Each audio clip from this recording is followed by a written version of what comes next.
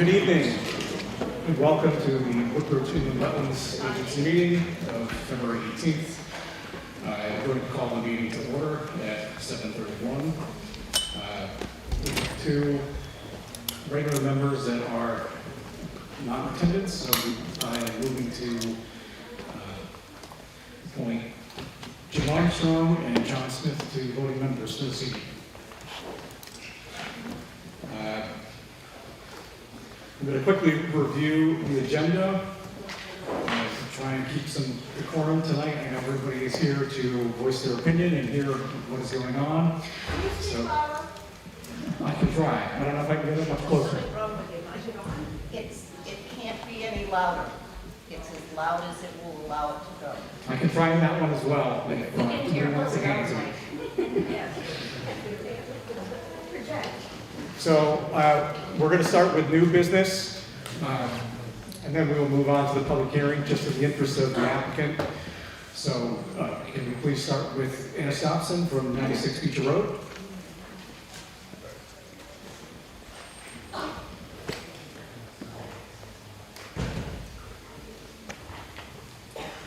Is Ms. Stopson in attendance?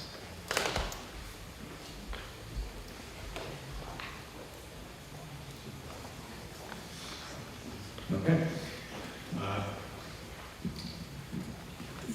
Yeah, I guess I'll let any motion to defer this to the next meeting.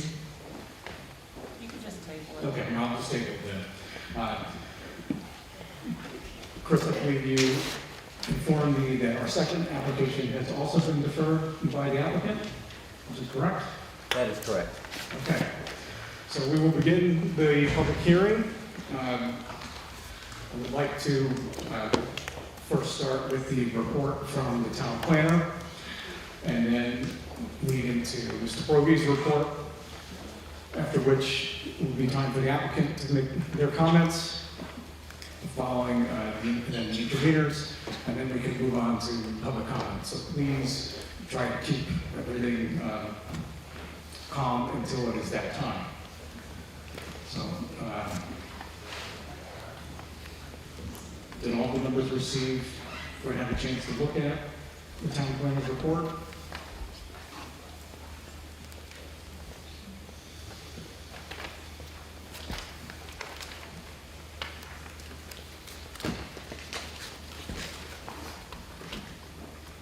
Does anybody have any discussion on that?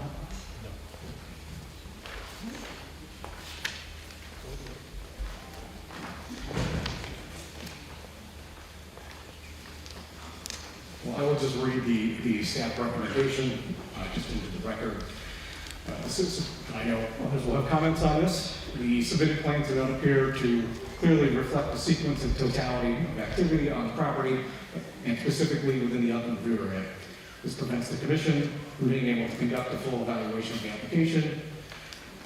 Given the missing and or incomplete information outlined above, and after reviewing the recommendations made by Brogy in the supplementary report dated February 11th, 2026, staff would strongly encourage the applicant to withdraw or the agency consider denial of this application. Now, I know we've had additional documents handed to us today, so unless anybody opposes, I will move to Mr. Brogy to give us a synopsis of your report. Can I take just a question? Yes. Apologize if I should have seen on the site or not. Has that report been posted, on the It site? just came in today. Okay. It will be posted tomorrow because there was no time to post things Well, I understand. today. And my sole question is, might it be possible for us to just have a brief summary of the findings so that we all are of a similar understanding as to what the conclusions were? You're looking for a summary from the town planner? Yes. Yes, that's what I just read, but I'm sorry. I will read it again. Okay, sorry. That's not a problem. So the summary from the town planner, rather than going through the details, just a staff recommendation, is that the submitted plans do not clearly reflect the sequence and totality of activity on the property, and specifically within the upland review area. This prevents the commission from being able to conduct a full evaluation of the application.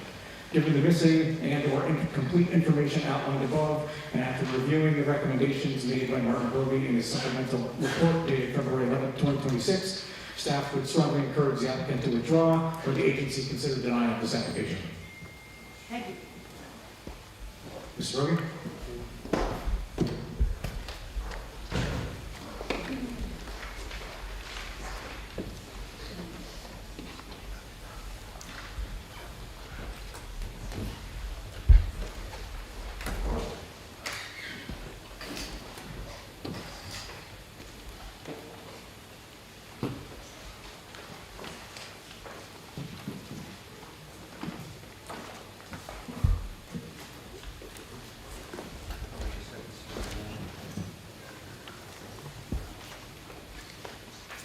Good evening. Am I asked it? Hello? Thank you. Hi, my name is Martin Brovey. Good evening. I am a certified soil scientist with the Soil Science Society of Southern New England and the Connecticut licensed environmental professional. I've been working in the state of Connecticut for about 35 years, doing wetlands assessments and investigations, as well as a licensed environmental professional. I've installed hundreds, if not, thousands of groundwater monitoring wells, modeling superficial groundwater flow in shallow aquifers and discharges to surface water bodies.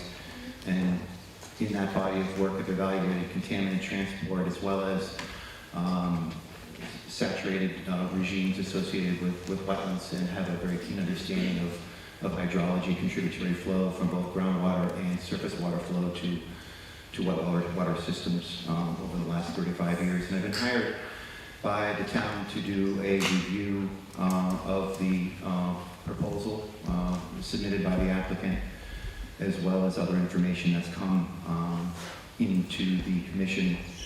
And I'm not here speaking in favor or against this proposition. I come as an unbiased party looking at the facts as I see them across the board. I previously submitted a report on January 14th, 2026, after going out to the site and taking a look at the wetland delineation. I found some discrepancies in the line, which I made clear in that document.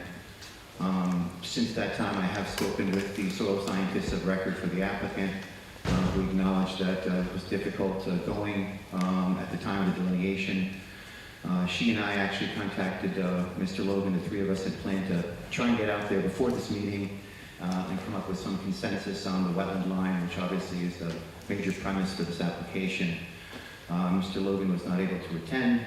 It's our understanding we're not allowed access to the Morgan property located to the southeast of this site. And then I was still recovering from the flu, and the snow cover made it such that we were not able to go out and finalize this line.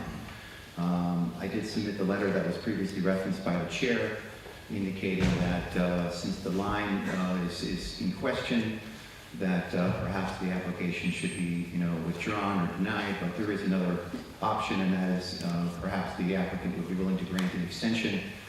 And during that time, God willing, the snow melts, we could get out there and come up with the appropriate wetland delineation line, get it surveyed, and get it onto a map, and respond to any additional questions or concerns that have been submitted by interveners in the public. And that's what I hope to have happen moving forward. Again, you can hear from the applicant whether or not they're going to grant an extension to this project. With regard to the wetland delineation, I wanted to just kind of walk through what I think we can expect with regard to that delineation and where the line may fall. I know a lot of people are far away and may not be able to see this board. This is the first sheet from the plan set that shows the topography of the existing conditions, and the wetland line is originally delineated by the applicant soil scientist. And down here to the southeast is the Morgan property. This is where I actually came to the property down here by wetland flag 20. and I found a discrepancy. I felt that the line should be, 15 or 20 feet further west, and Ms. Mock went in there and agreed with that assessment. I also came into the sort of northeastern portion of the proposed development area. There is a silt fence that is up in an area that had been cleared. It's my understanding that that area was cleared under a previous permit associated with this site. Based on test borings that I did upgrading of the silt fence, I did find wetland soils, a good 20 feet upgrading of Ms. Mock's original line, and within the area that had been cleared. And so, looking at topography and other borings I did in the area, further to the south in the sort of a mounded area, I found upland soils. So if I had to guess, I would say the line comes in across somewhere like this, somewhere around like this, and then back up. If Mr. Morgan continues to deny us access to the property, we might just assume that the wetland line goes right along the property boundary at the stone wall, comes down and goes across. I think ultimately the relocation of that line might move 20 feet, 25 feet, and I'm not sure how it would necessarily substantially affect the application, other than the fact that we might be into the regulated area a little bit further than was previously supposed. So hopefully we'll be able to resolve that issue, grant an extension moving forward. As I said, I come here as an unbiased party looking at the facts as I see them. I did have a chance to look at Ms. Mock's February 1st, 2026 report in response to the Ecological report, where she itemizes the stormwater management system that's proposed for this site, quoting the engineers' facts and so forth associated with the stormwater management. Now, I'm not an engineer, but I am a fan of infiltration. I am a fan of level spreaders. And on its face, I don't have any issues with the stormwater management associated with this site, nor do I think that the project would substantially influence the hydrology of the wetlands, given the fact that there is contributory flow from the north, and sandy soils will allow for infiltration and continued exfiltration along the western boundary of the wetland line near this site. As far as the wetlands themselves, I mean, as we know, they're located along a disturbed, continually disturbed utility electric right-of-way that is mowed every 4 years or so. I look back in the Google Maps and you can see it's just mowed down. We did get some correspondence from the utility recently. They do go in and trim trees, and they apply herbicides to keep the vegetation under control under those high wires, as you know. And all the documentation also demonstrates there's quite a bit of invasive species in and along there, which is apt to happen when you have continually disturbed areas. So again, in my view, the quality of the wetlands in there are not terribly high quality. There is a buffer of some forested, red maples and so forth between the utility line and the property line, the wetland fringe, that I think is somewhat valuable and should be accentuated by the project. I do make some recommendations for installing some woody vegetation downslope of the level spreaders, and I know Ms. Mock submitted a plan to do a wetland buffer mitigation plan. I think that could be more robust. I think we could add some trees in there and add to the quality of the buffer between the project and the wetlands themselves. I think that's basically all I really wanted to say. I would hope that the applicant is able to grant an extension, and I'm hoping that we can continue to move forward and get the wetland delineation squared away and continue to be responsive with questions and concerns that come before this commission.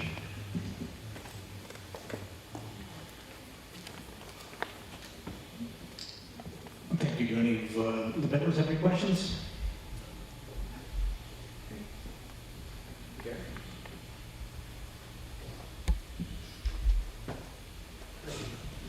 Great, thank you. Thank you.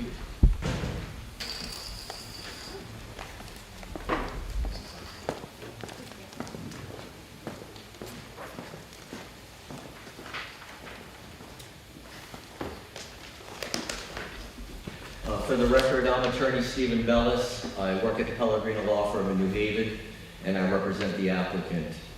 Let me start by saying that we absolutely agree to work with the peer review expert that you hired and just testified. I have absolutely no problem that at the end of making our remarks here tonight, that this hearing remain open and not closed, so that the two soil scientists and perhaps even the third, Mr. Logan, can go out in the field and satisfy all of us exactly where the line is. So I would encourage the commission to do that if that's okay with you, and I told your counsel that I will send in a typed extension of time, which we have plenty of time. So whenever your next meeting is, I'll extend it to that date. So that's not an issue. So tonight, what do I want to talk about? A few things. I'll make a few remarks, and then I would like to call up our engineer and our soil scientist. And I think I told you all when I opened this hearing that our goal is to ensure that we protect these wetlands. And although I believe that the application that we initially submitted would have done that and protected the wetlands, after hearing some comments and some questions from the commission, we decided to make the plan even more robust. And so I'd like them to go over that with you. Okay, so that's the goal. I think the problem that we're all here for is that there's a strong vocal opposition to this project in general. They don't want the apartment building. They don't want the affordable component in the apartment building. And they have a right to that opinion. My problem is that this is the wrong forum.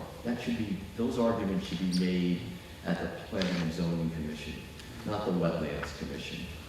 The Wetlands Commission is obviously charged with trying to make sure that the application as submitted meets all the criteria and standards to protect the wetlands.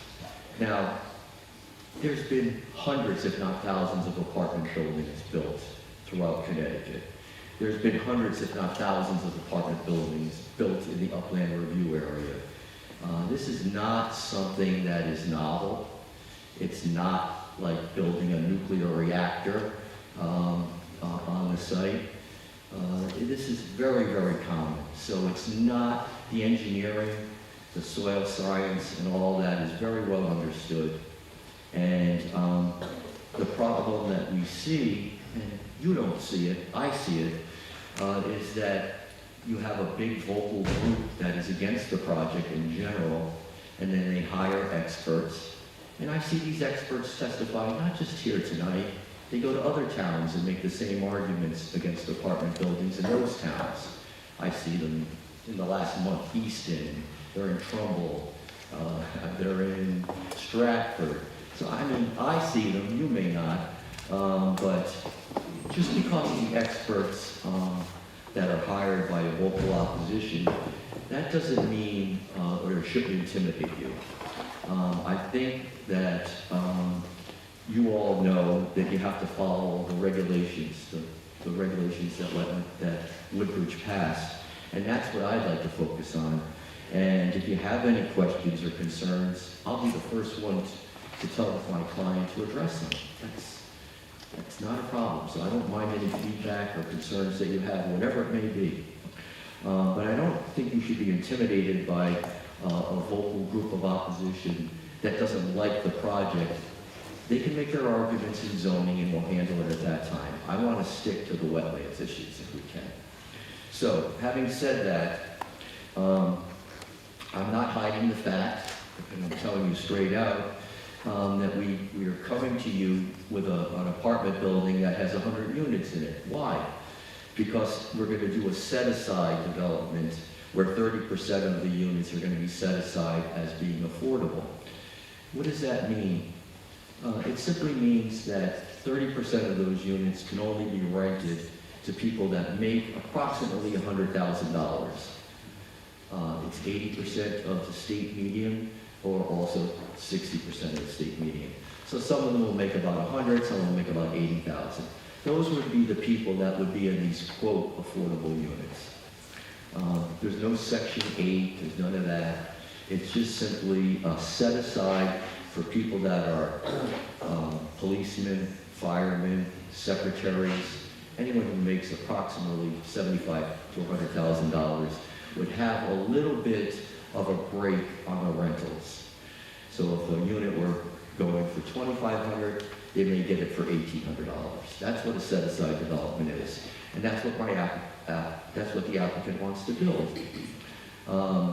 Now, I think that right across the street, you have a big, large school building. It has a lot of parking, and I don't think you had a room full of people opposing that based on wetlands issues.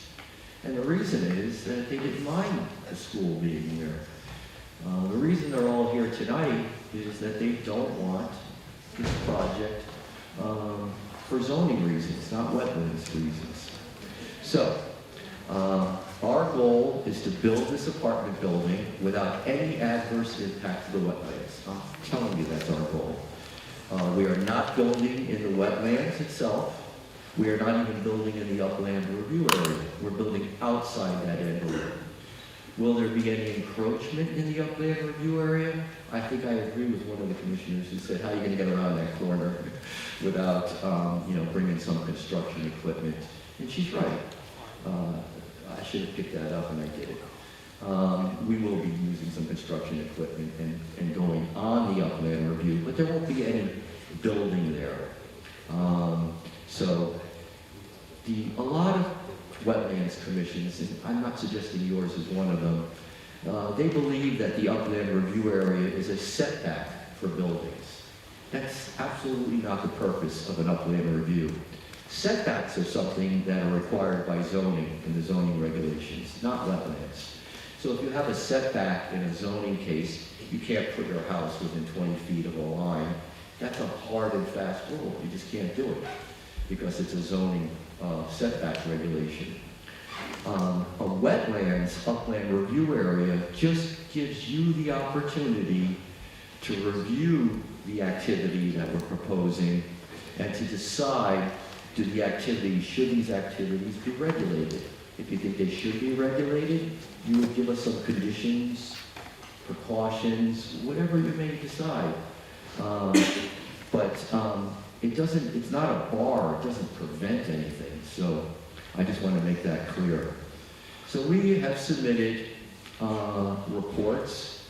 We did a lot of work on the engineering, and we say that there's no significant adverse impact if this apartment building gets constructed with the engineering that we have submitted and with the mitigation plan that the soil scientist has recommended.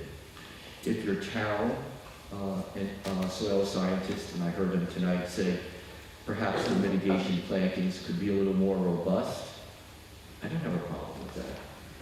I believe Alexandra and Martin will talk, and whatever they come up with the best plan, that's fine with me, and fine with my client. So, let's see some of the things I heard that were kind of disturbing. They talked about the owner clearing some of his land for farming purposes. Well, he had a letter, I have a letter, September 24th, 2025, where he went to a meeting and got permission from this commission to do farming and to clear some of the land and to put in some gravel roads and so on and so forth. And that was signed by the chairman, Robert Blight. I understand the chairman, no longer the current chairman, but nonetheless, he was the chairman. And then, just to be on the safe side, I checked with the wetlands enforcement officer to find out if there were any violations or pending violations, and the answer is no. So I don't want anyone to believe that he did anything that he wasn't allowed to do by right as part of his farming activities. Now, I would submit that farming probably, although I'm not a farmer, but probably has a larger impact on the wetlands than this apartment building. And the reason I say that is that farmers use fertilizers, they use pesticides that can cause pollution to the wetlands, and under your regulations and state law, they're allowed to do it, right up to the wetlands. Moreover, if you have cows or goats, they eat the vegetation, they trample on the wetland soils, and they defecate indiscriminately, which ultimately will lead to pollution in the wetlands. So farming, although I'm a farm advocate, we all need to eat food, and I like locally produced food. I think it has more of an impact on the wetlands than this apartment building will ever have. So having said that, I just want you to know that although I think that the application that we submitted had no impact on the wetlands, we were prepared to go back, and we did, to our engineers and soil scientists, and I told them, and my client told them, I want to make sure that you utilize the best engineering practices. What does that mean? Well, that means that it has to be designed to meet the state's MS4 requirements, and that it should meet the Connecticut DEEP 2024 guidelines for stormwater quality and reduction of sheet flow.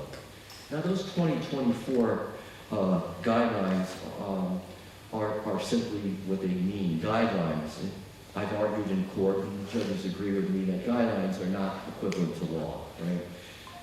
They're simply guidelines. But I said, I don't care. I don't care if they're guidelines. You make the system that meets those 2024 guidelines. So what did we do after we met with you all? We went out in the middle of the winter, and we dug more holes, more test holes.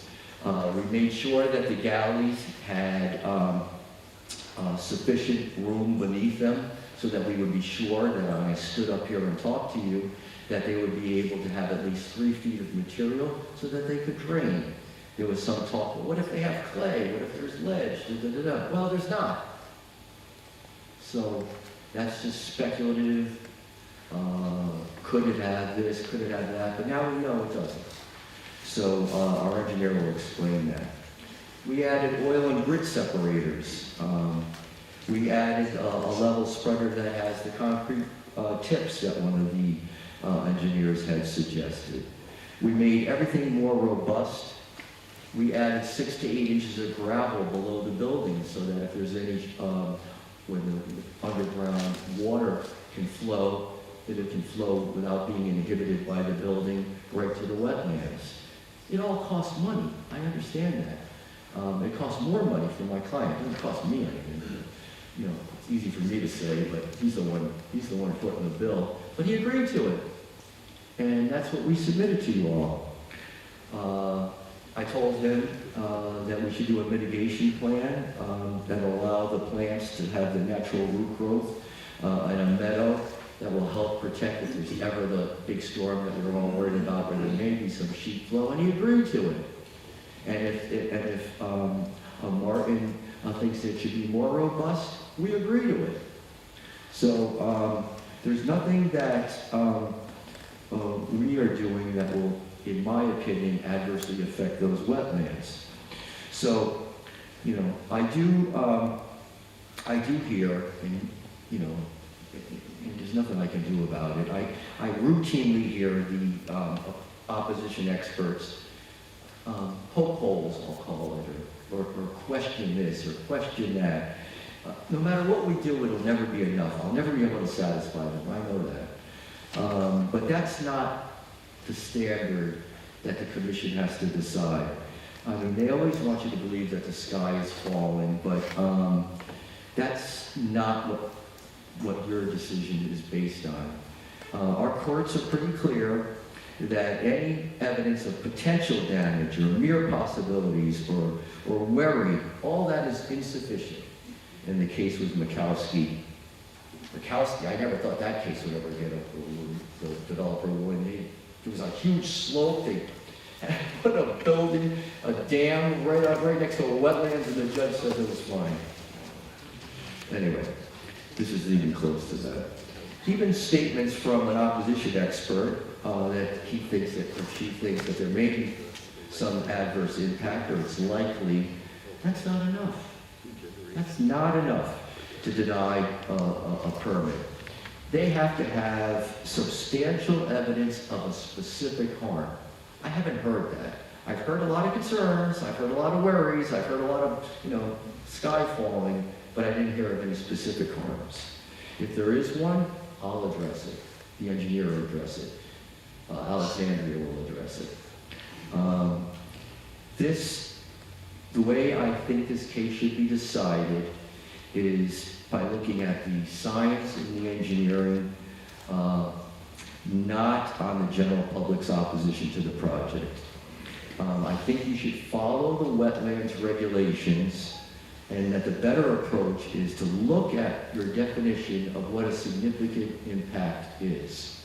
In your regulations, you define what a significant impact is, and if I remember correctly, there's 7 different criteria that you use. And I am not going to stand up here and tell you whether they meet that definition or not. I'm going to let the experts do that. That's why they're here today. I do believe that after they go through that, and after they go through the regulations, you'll see that this project will not have an adverse impact on the wetlands. Since we're not in the wetlands themselves, we're not even in the upland review area, we're even outside of that, there has to be, the law's clear, there has to be a significant impact before you can do a regulation. And I just don't think that you're going to find it. I know that there's a lot of pressure from neighbors, and I understand that it's hard for you sitting here staring at all of them and listening to them. But I really think that if you look and stick to the regulations and stick to the law, you'll be okay. Let the zoning commission decide the zoning issues. You guys stick to the wetlands issues, and I think you'll be fine. So, having said that, I'm not going to bore you to death with everything because we did give you a lot of material, but I can have some summary and give you a flavor of what we did since the last time we met, and I think that may help you, if that's okay with you guys. Okay.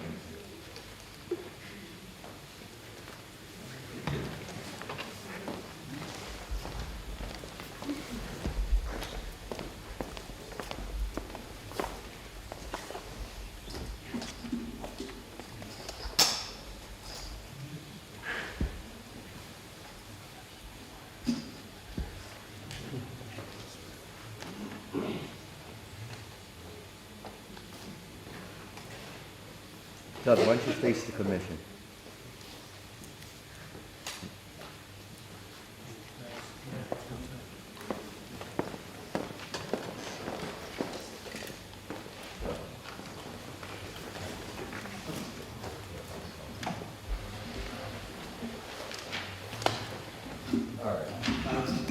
Good evening, for the record. My name is Doug Rich, landscape architect with Fuller Engineering and Land Surveying, offices in Bridgeport, Connecticut. Should this be for the audience or for the commission? Our application. Okay.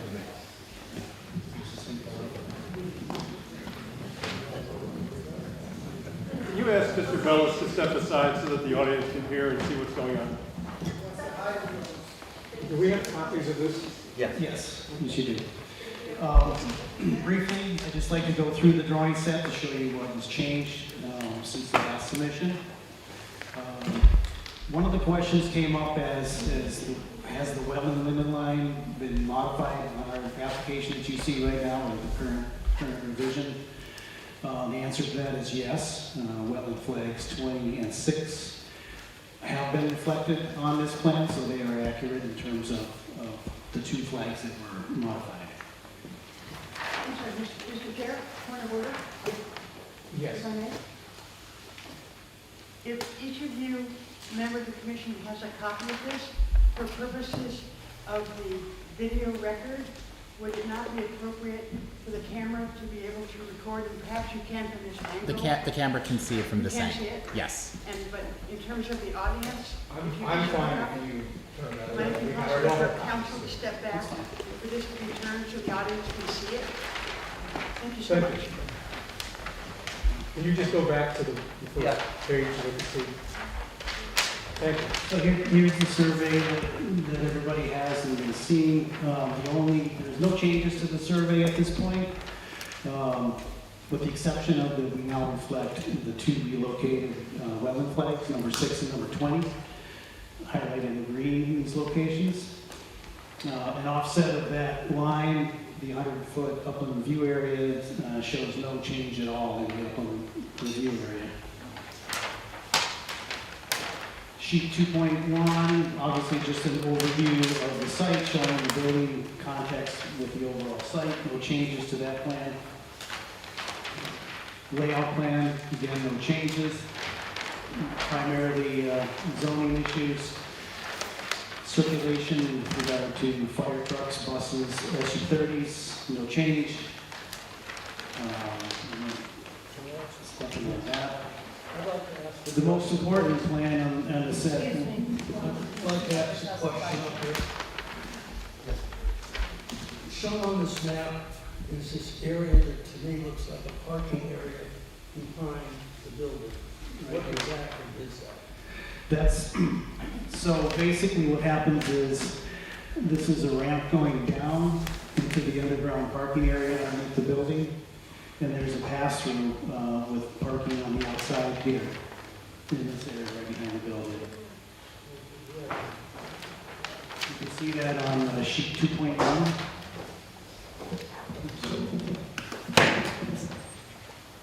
Mr. Chair, could somebody? Actually, you can see it on page 8, and it has parking stripes on it, you can see that. We could not hear Commissioner Kerr's question. Oh, the question was, what is this area behind the building? He alluded that it's additional parking accessed by a ramp from the lower level of parking. So here's sheet 2.1. You see the building in gray, and this area here is, the vehicles come inside the building, and they can make a right-hand turn and park in 13 spaces on the outside. And is there a detail on the drainage? Yes, the drainage. Let's go back to the. All right. So based on comments from the last hearing, pretty much every revision that we've made to the plan is based on comments received by staff and others. Basically,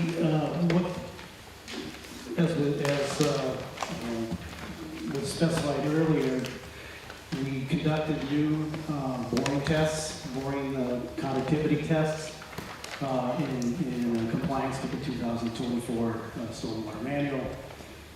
And there were so many tests and it was so extensive that we ended up adding another sheet, C3.3. This little area here represents the initial testing we did prior during our first submission.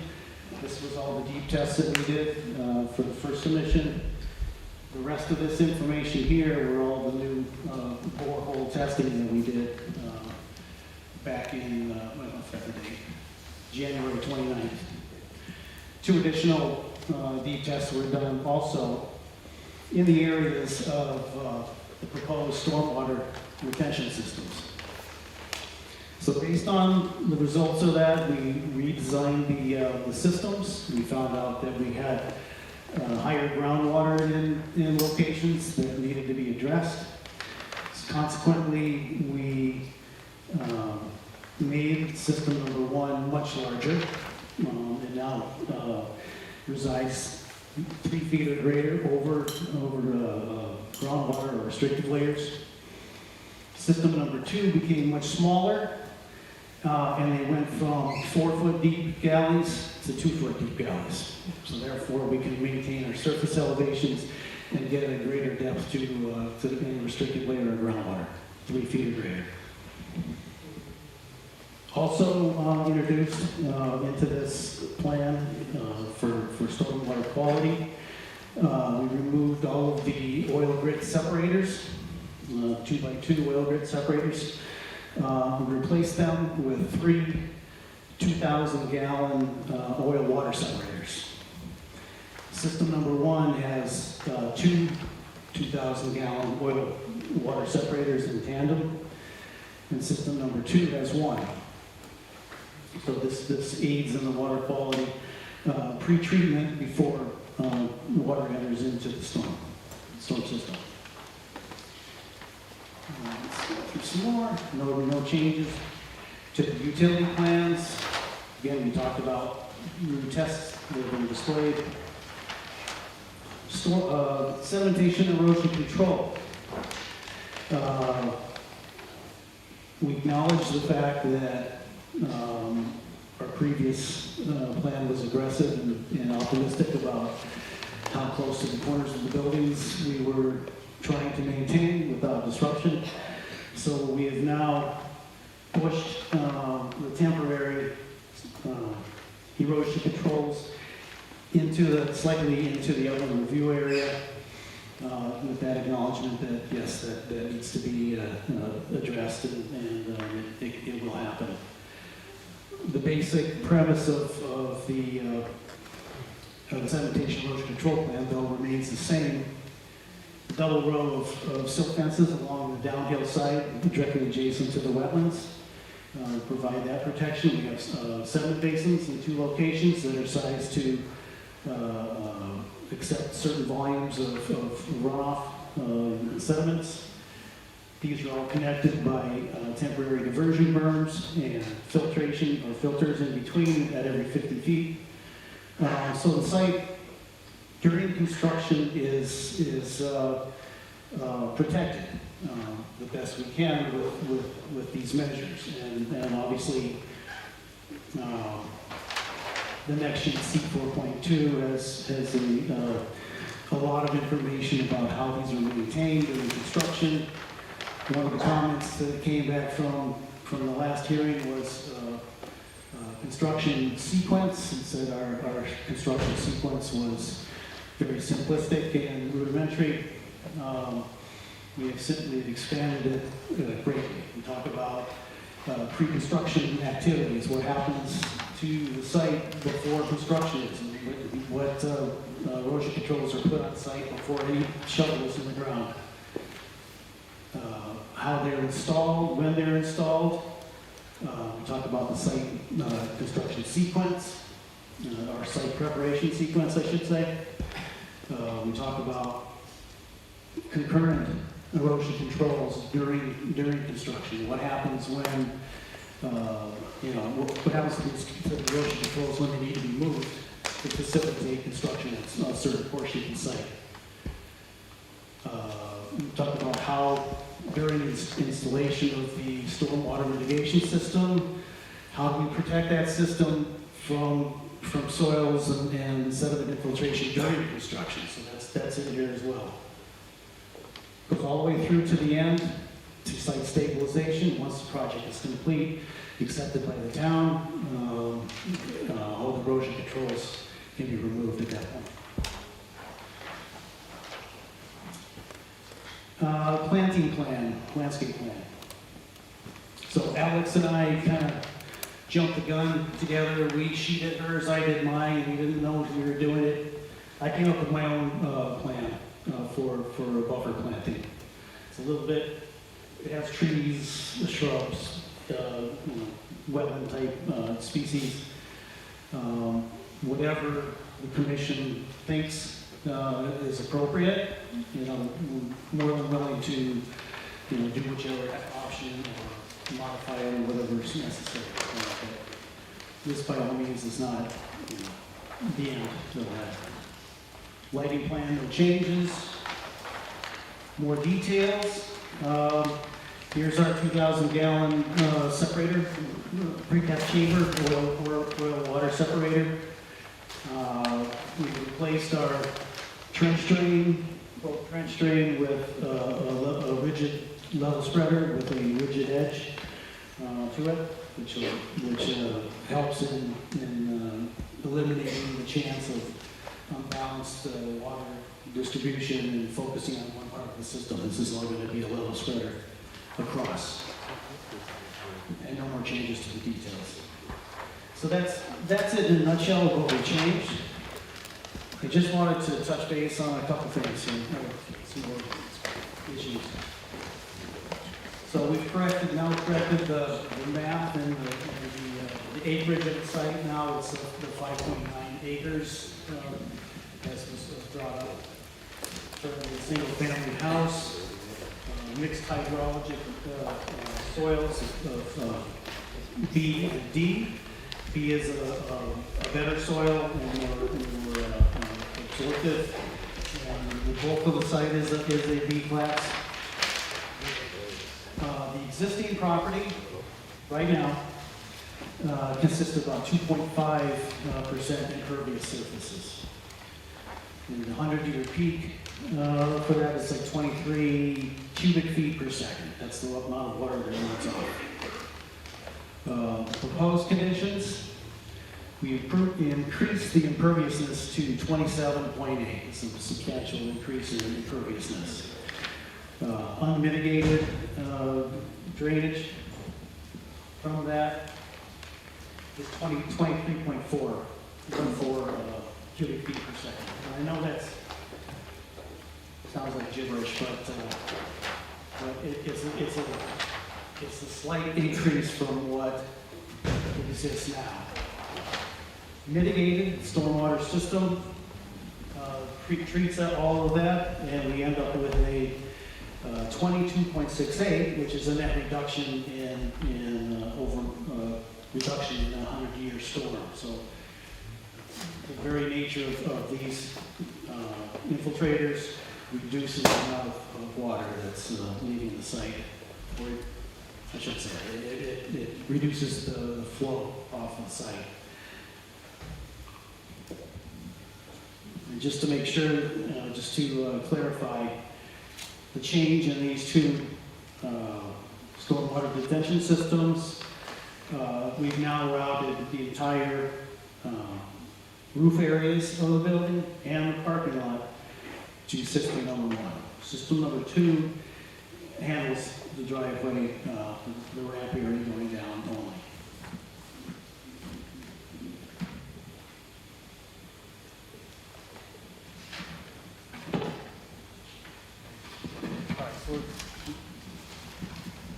So the new systems, I have a question. Could I ask a question? No. No? No. Okay. There's a close comment. so specifically the new systems are now, this system now is 576 linear feet of 48-inch galleys, 4 feet high. This new system is 96 linear feet of 24-inch high galleys, so those are substantially smaller. The total storage area provided is 13,497 cubic feet. Doug, I think we're good.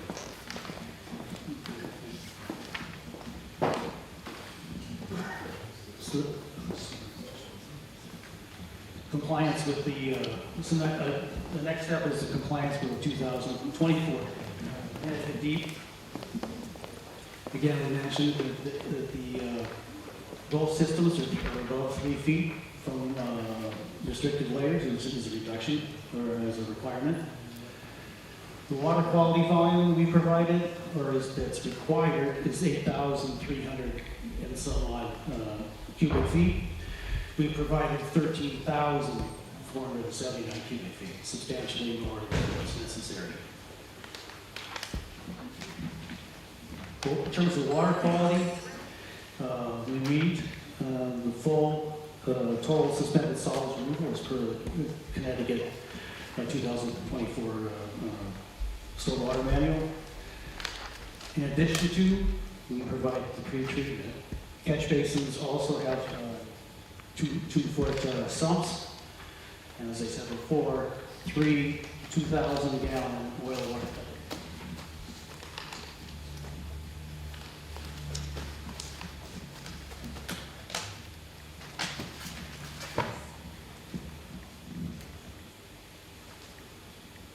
that's it for, in a nutshell. I don't know. I just have one question, and excuse my ignorance if you covered it. So where the drainage goes in the parking lot, that's in the big square. That's coming from the parking lot there. Where does all the flow come from on the west side? That smaller parking lot that's closer to the wetlands. Where does that drain to? This, okay, so On the top of the building, the way this is looking. here, Yeah, there. this gets collected and it gets through stubbers in the curbing. It's not necessarily treated. It's the volume collected from here and here in the roof is greater than what's necessary to be collected, so that therefore, not every square inch of the site is collected. Thank you. However, all the water inside the garage area is collected. Any oils and water dripping from cars gets collected, but gets distributed into the sanitary sewer system through a pump.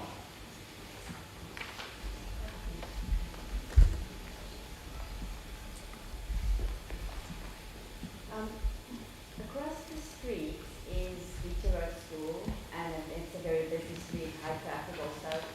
Is it a concern that you already have a lot of impervious surfaces uphill that will, and to add some more impervious surfaces in this crossing lot? Yeah, there are different subbasins, and water, the way it's graded, water will not come off the street into our property and down into the smaller system. So this is basically isolated.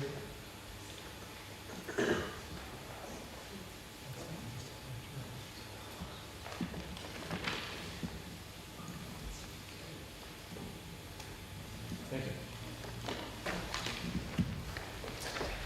Good evening, my name is Alexandra Mott, and I'm a wetland and soil scientist, landscape designer, geologist, hydrogeologist, and certified in soil erosion controls.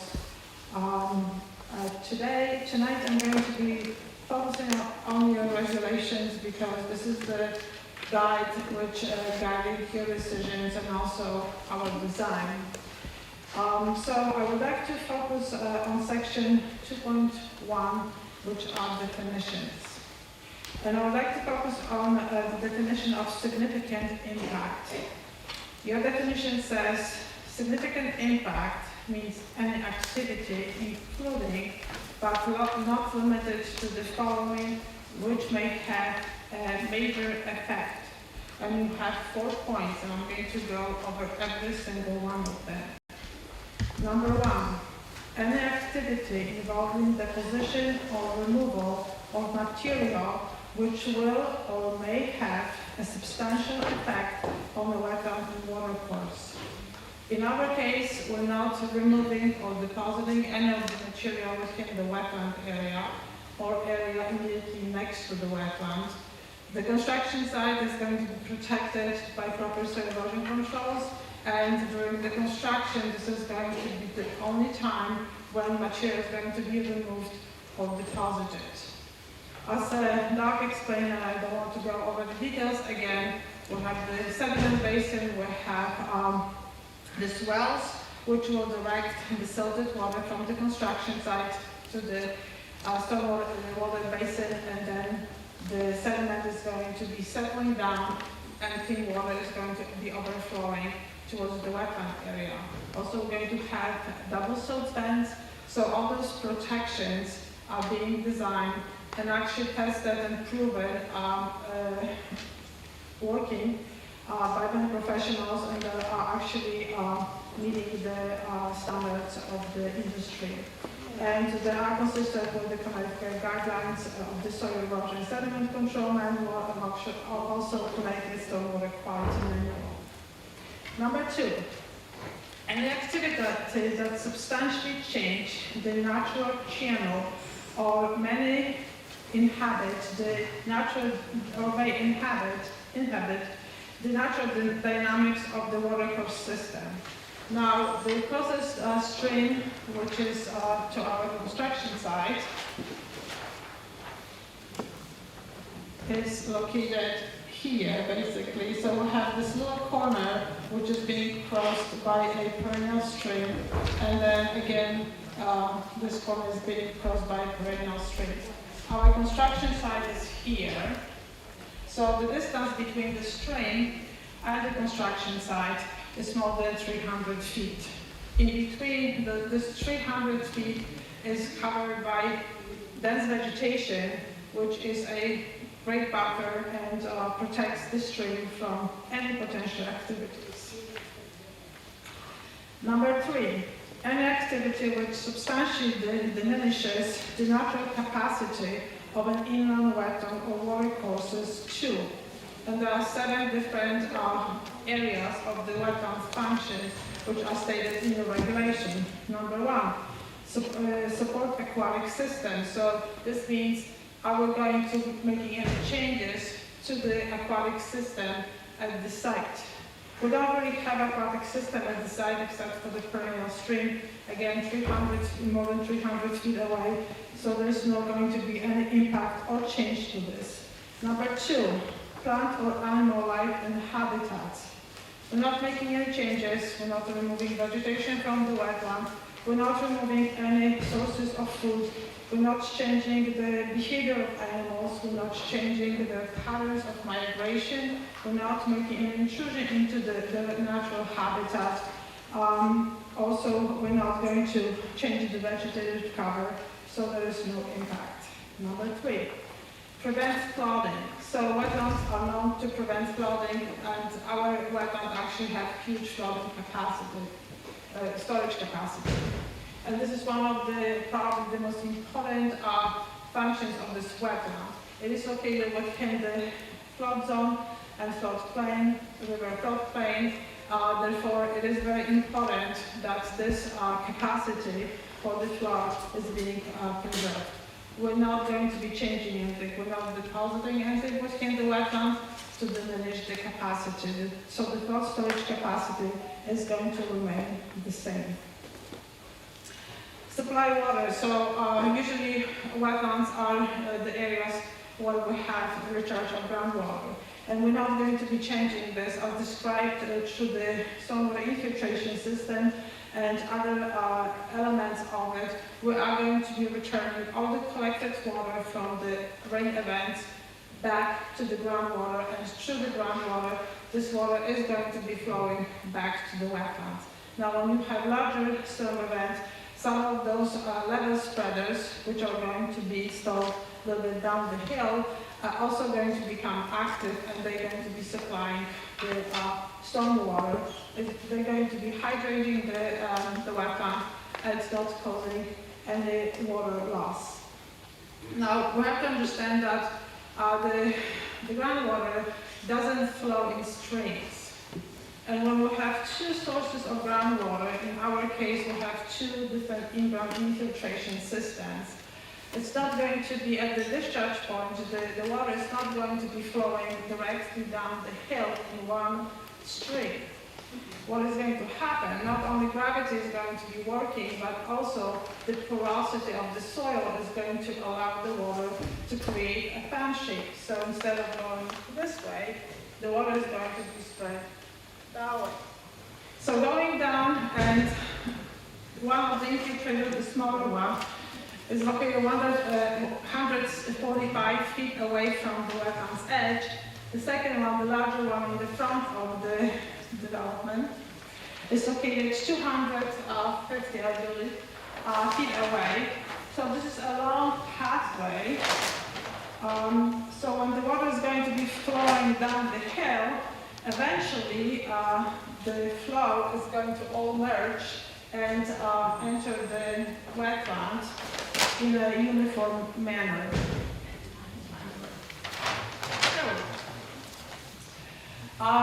So we're not going to be making any changes in terms of groundwater supply and the hydrology, which supports the wetland and is essential to it.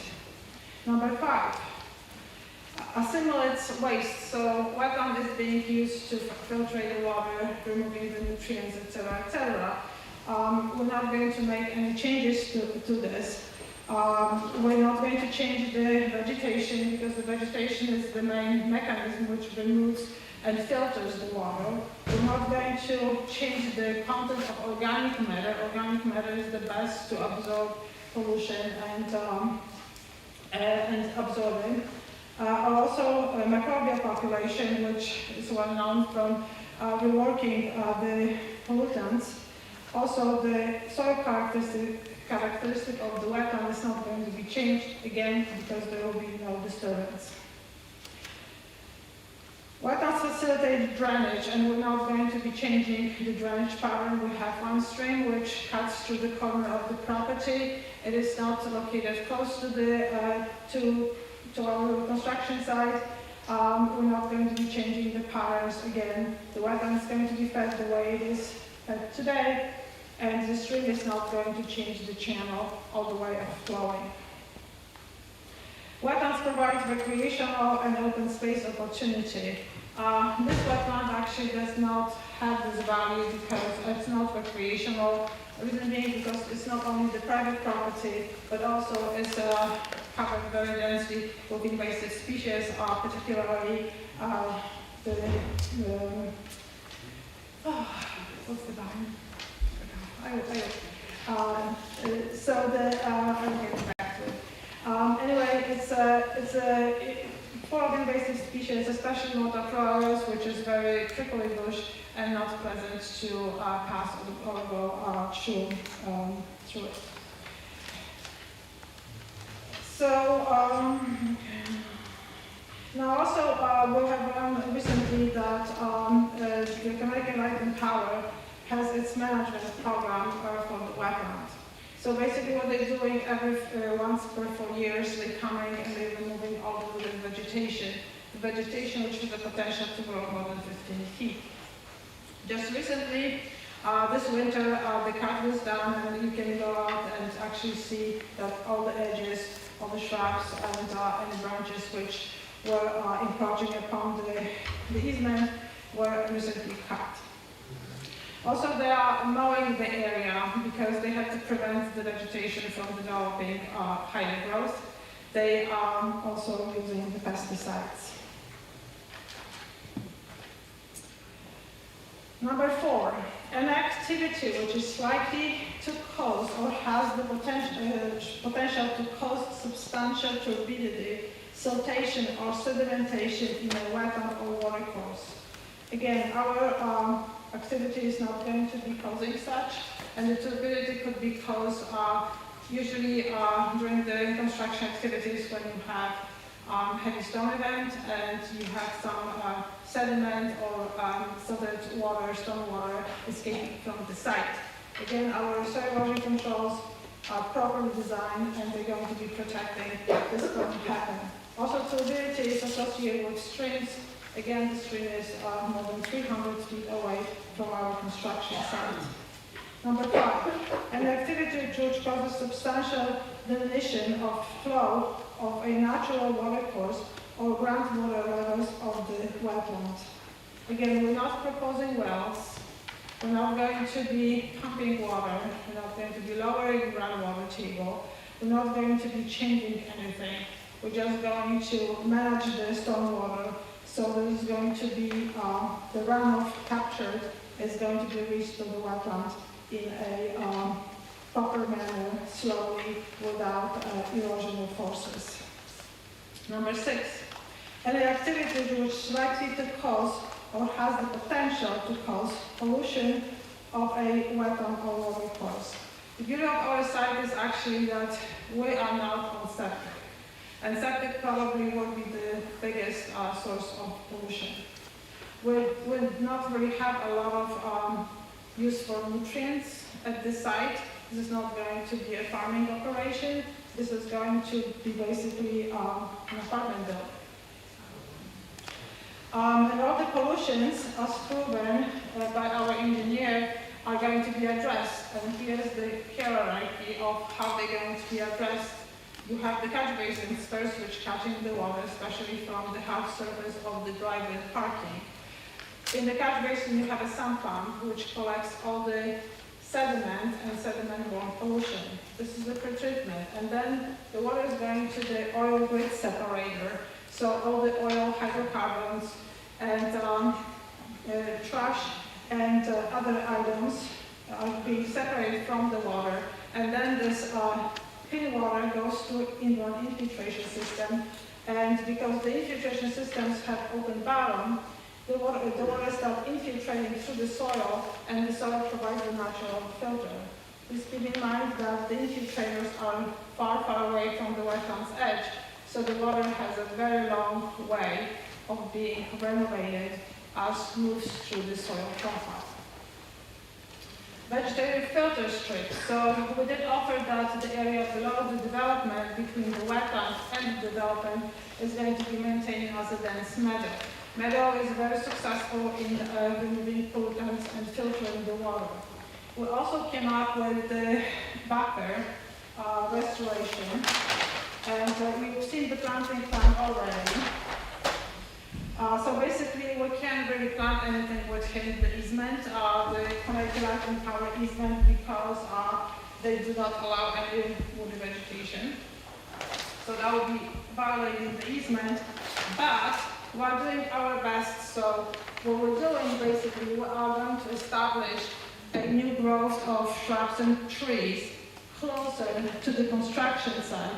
Right now, this whole area is so long. So we're going to be incorporating this portion of the buffer and then establishing a barrier between the protected area and the area of the development human activities. We'll be more than happy again to make the planting plan more robust and serve better to the wetland area and restore the buffer.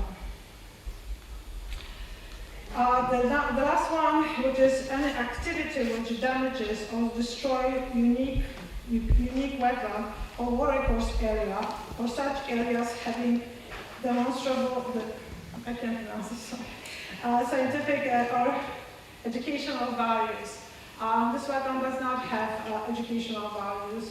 Also, it's not unique. Again, it is a highly disturbed area which is being managed. And it's really hard for this system to develop in something better and improved the way the Connecticut Power is treating the area. So I hope that going over those 7 points, which you have to consider to determine whether or not our activities has a potential substantial impact or significant impact. I demonstrated that we're actually not going to have any of the above mentioned impacts. And I just would like to summarize. I would like to read my conclusion of my responses to the opposition consultant. And I hope you did read my responses. I put a lot of effort into explaining this in a very plain language, and actually not only show you that we have something, but also explain the mechanism and why this is going to help and why this is going to be solving the problems. So the applicant is claiming that our application is not complete. Now, I looked at the section number 7 of wetland, of the inland wetlands regulations in Woodbridge, which specifies application requirements. The application checklist includes under section 7.6 from A to G, and also I included even the more restricted one when you have potential significant impact, which is 7.5 from A to N. This application includes all items on the above checklist. Therefore, the submitted application is complete. The engineering and environmental project analysis have demonstrated that there will be no impact on the wetland located more than 100 feet from the proposed site improvement. And this 100 feet is, since we moved this silt fence a little bit, so with the silt fence temporary during the construction, closer than 100 feet but the structures is more than 100 feet from the wetland. The evidence provided and the field study supported those findings. The potential for significant adverse impact on the wetland hydrology, water quality and habitat claimed by REMA is not supported by substantial evidence and or field collected data, therefore it should be not considered. And I hope that the Commission appreciates that we did go out and even with the snow and frost, we did excavated the soil and we did provide you with more details and also responded to all questions and comments provided. And I'm here if you have any questions. Thank you, folks.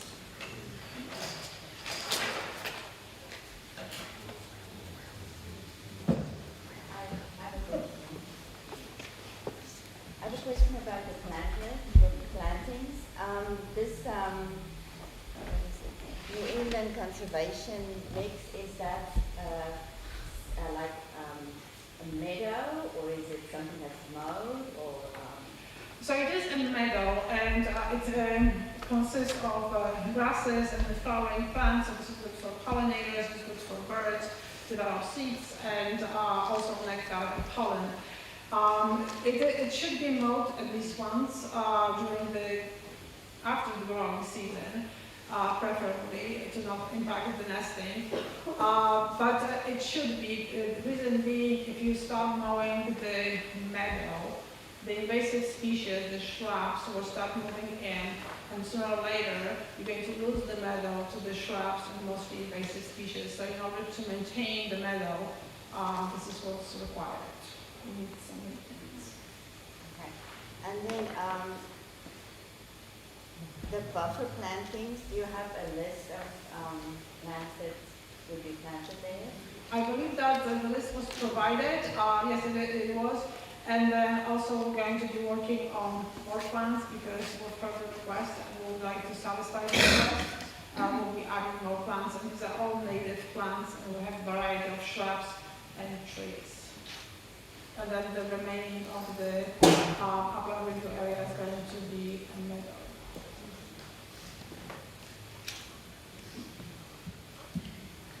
Any other questions? I have a question, and I'm not sure if you're able to speak to this. In your report on page 19, it states that the farm is a feasible and prudent alternative, and that if proposed development is not approved, the owner will expand the farming operation, including wetlands. The farming activities have already been presented in deemed non-regulated uses. I guess first, one clarification, at the September meeting, the activities that were deemed non-regulated or as of right did not include putting regulated material into the water course. So the road was in the upland area, not the wetlands, so if that is the alternative, we would need to review that activity. And I'm also just, I don't exactly understand how a feasible and prudent alternative to an apartment building is a farm which causes a regulated activity inside the wetlands. That being depositing stone. Yeah, this question, thank you for that. I was actually expecting this to come. And yes, it's very unusual, but from our perspective and from the financial perspective, the property has to produce. This is an income property.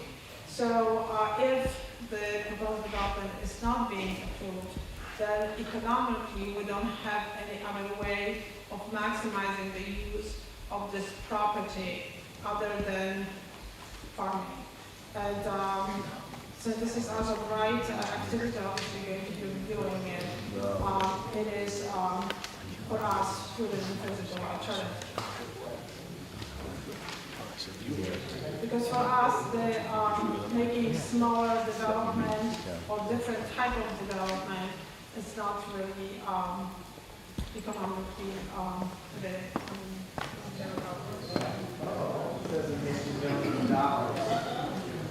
If that 90 days, and it won't pay the lawyer fee. So, the term prudent and feasible alternative is a legal term, right? And you only need to show a prudent and feasible alternative if there is a significant impact on the wetlands. Then the commission says, hey, there's a significant impact on the wetlands. Do you have a prudent and feasible alternative? And we're not there. We don't have a significant impact on the wetlands. And therefore, the only prudent and feasible alternative that we have proposed is to change the engineering so that it now complies with the 2024 guidelines of DEEP. That was the prudent and feasible alternative that we are suggesting. I think I said in my comments that I do not, they were just guidelines, but we have now made our engineering plans to meet those guidelines. So that is the prudent and feasible alternative. If you have an apartment building under 8-30G, you have to have 30% of it as a set-aside development. And in order to do that, as I said to you before, the rents are reduced from market rate rents. So how does a developer be able to afford a building? He has to get enough units to offset those 30%. So very often, in the case of Beach Road versus Fairfield, the court recognized that in order to get these affordable units, you need to have so many market rate units. And in Fairfield, they wanted them to lock off the top floor of the apartment building, and the judge says, well, that doesn't make it economically viable for the developer, so we're not going to allow that. Even if we were to lock off a top floor, it's not going to change the impact on the wetlands. So any reduction or change in the building number of units or density is not going to change the, is not going to make any significant impact on the wetlands or not. So what we are suggesting, and I think I was trying to make it clear to you in my initial remarks, is that it's now a farm. And there was permission granted, and if it continues as a farm, I think that you will find that farming has a more adverse impact on the wetlands than this apartment building. That is. Please hold your comments until the public comment. Yeah, sure, your job is to look at the wetlands, not, that's all you're supposed to look at. You're not to look at the zoning, you're not to look at the density, you're not to look at the use. All you know is, what I've told you, is there's going to be an apartment building there. And what will that impact be by having an apartment building with the dimensions that I've given you? And with that apartment building and with the engineering and the mitigation plan that was presented by Alexandria, there's not going to be a significant impact on the wetlands. So we do not have to get to making a prudent and feasible alternative. That's the answer.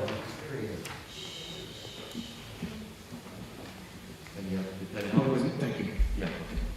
So those are our two experts that I wanted to have speak tonight. And as I said, I want the commission to know that we have no problem extending the hearing so that Martin and Alexandria can get together, make sure everyone's on the same page as to where that flag may or may not be. I don't think it'll impact the upland review area. I don't think it'll impact anything in your decision, but I think it ought to be done so that it's clear for the record where it is, right? So we all want to know where it is. So with that, I'm going to request that, not tonight, but next week I'll do my rebuttal and conclusions. But I'm done for tonight. Thank you. You're welcome.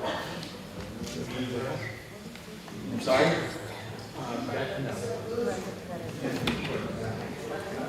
Why is it lawyer to the applicant work for me?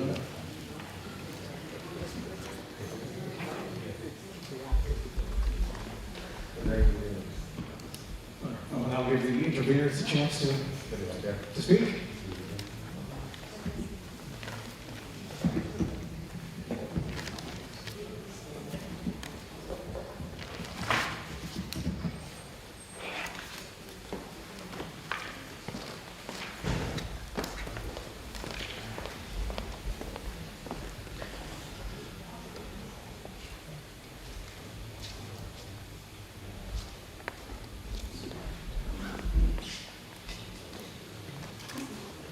Good evening, Mr. Chairman, members of the Inland Wetland Commission. I'm Attorney Marjorie Shansky. I'm a land use attorney. It's the only thing I do.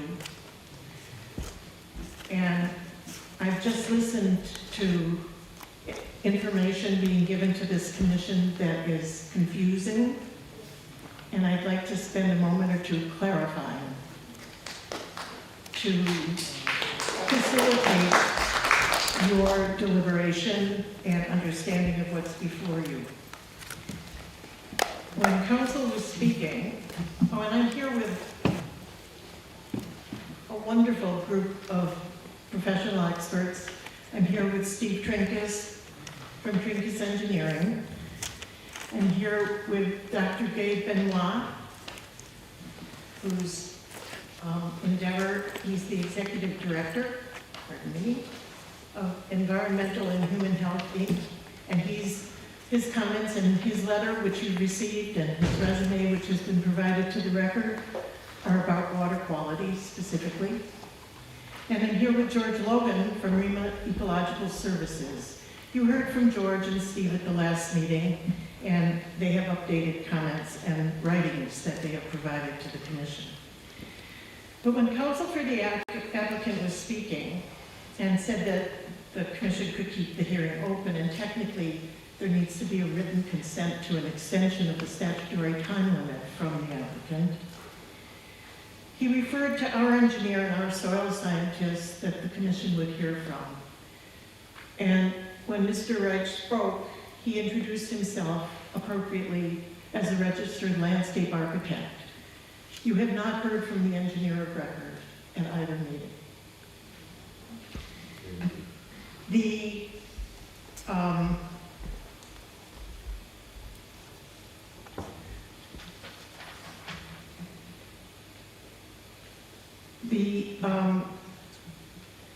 A significant amount of time has been spent this evening looking at Section 2 of your regulations and the definition of significant impact. The issue of significant impact emerges in only two scenarios in the wetlands context. One, it is one of the statutory bases for the conduct of a public hearing.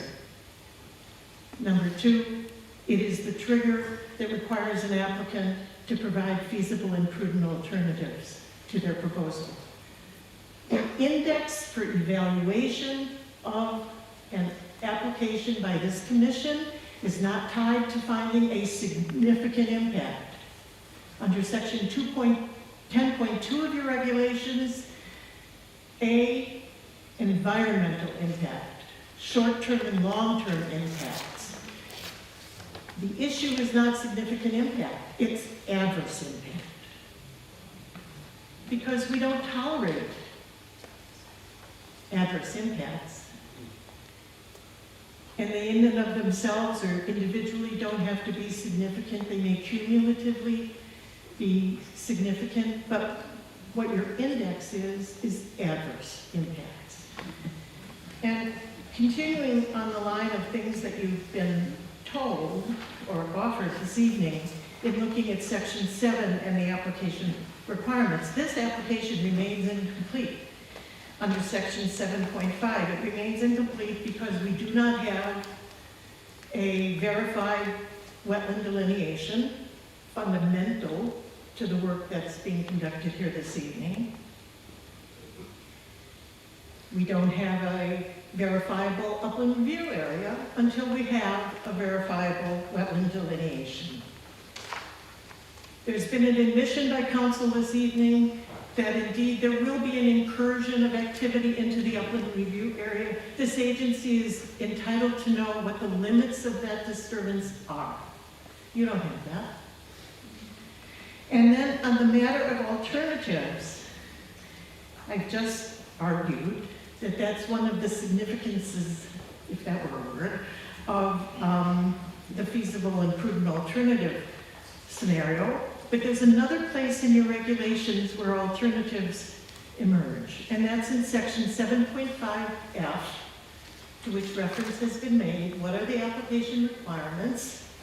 And they include an alternative which would cause less or no environmental impact to wetlands or watercourses, and why the alternative is set forth in the application was chosen. All such alternatives shall be diagrammed on a site plan or drawing. Well, they've provided you with a farming alternative, which they have said now by 2 of their representatives is not less destructive, it's more destructive by its very nature. So you do not have an expression of alternatives like, oh, how about a smaller building and less imperviousness? What is the appropriate scale of development that or that this property can tolerate? Because we're not here for the 830G wetlands decision. You are entitled to enforce your jurisdiction. And the commentary that you've been provided tonight, without this counter statement, and perhaps, at least from my perspective, closer to what the law provides, they're trying to hold you in from exercising your jurisdiction. Don't let that happen.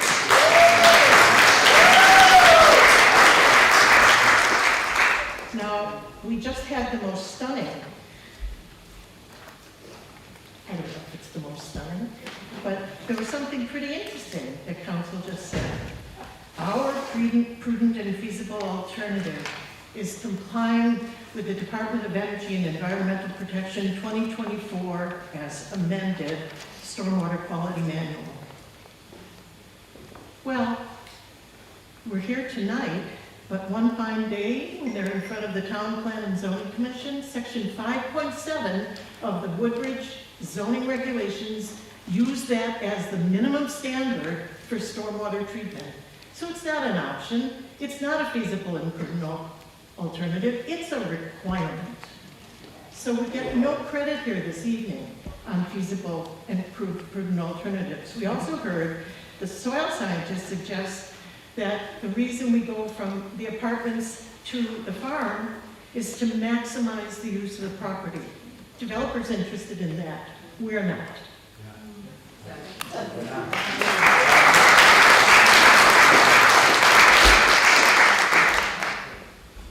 If I may just have a moment, because I just wanted to respond to things this evening and not necessarily put myself on the record, though I will be preparing for the agency an analysis of the 10.2 criteria under the evidence that's been provided to you.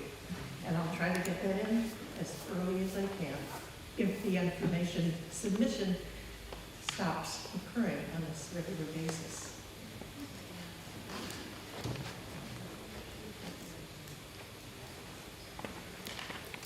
Well, I may forget something, but I do want to say, because this, the fact that there was a 4.1 request that I believe, if I heard correctly, has been deferred. Now, we have filed 2 petitions to intervene in that conversation because it appears that the applicant thinks that the farmland or agricultural exemption is both automatic and absolute, and it is neither. You are entitled to have sufficient information to understand exactly what the scope, manner, and mode of that work will be to assess whether it is subject to the exemption, whether it's an exception to the exemption. They still have the burden of establishing their eligibility for your determination. It's really no different than simply a regulated activity permit. And it may be that some of what they're requesting is eligible for exemption. I have no idea because there's no information provided. And it may be that some of their request is subject to needing a permit. And that's why there needs to be a fuller disclosure of what's intended, how it's intended, what equipment is being used, why is this or that necessary, why aren't alternative modes like the existing entry adequate for that activity. So that is woefully deficient as well. So unless you have any questions, I would call Mr. Trinkus, followed by Dr. Benoit, followed by George Logan. Thank you.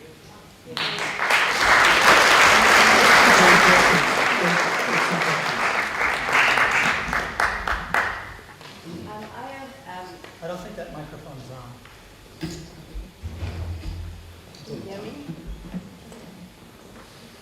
Should be on the top of the microphone.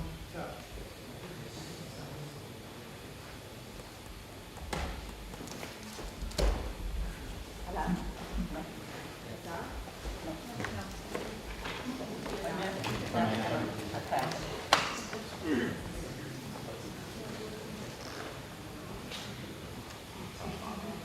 Thank you. Thank you.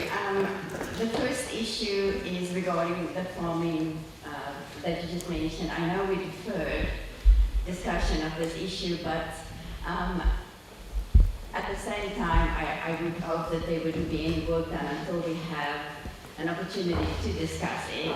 But my question to you is regarding the 10.2 criteria. Is that the criteria for granting a permit? In other words, it's in the wetland and you have jurisdiction, or does it relate to the substantial impact?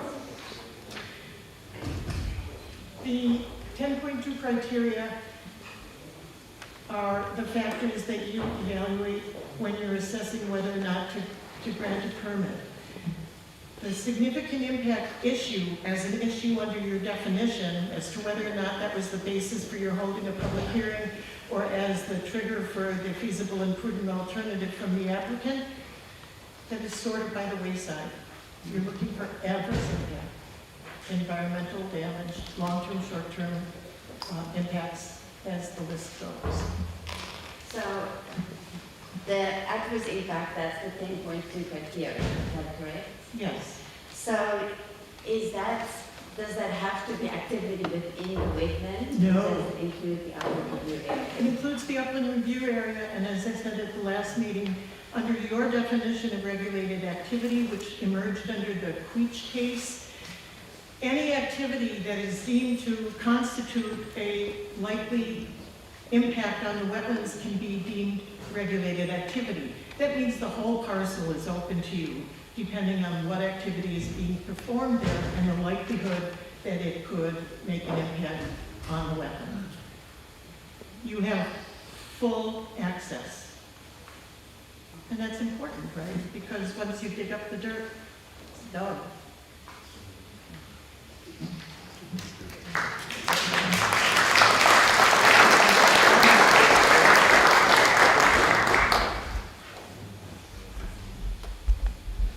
Good evening. For the record, my name is Stephen Trinkus. I'm a consulting engineer from Southbury. I'm also the assistant town engineer in the town of Stonington, where I work 2 days a week, primarily doing land use reviews of planning and zoning and or wetland applications on behalf of the town. My area of expertise is low impact development, which is a focus on water quality and runoff volumes. I will tell you flat out, this stormwater design does not comply with the 24 DEP manual. That manual is a guidance document. That's the language DEP uses. It's designed to supplement professional judgment. It's not designed to supplant professional judgment, and that's a big difference. Engineers must justify their designs, and they must prove that their design meets the appropriate criteria. In the original stormwater manual, which came out back in 2004, the water quality volume had to be captured and treated, 2 words.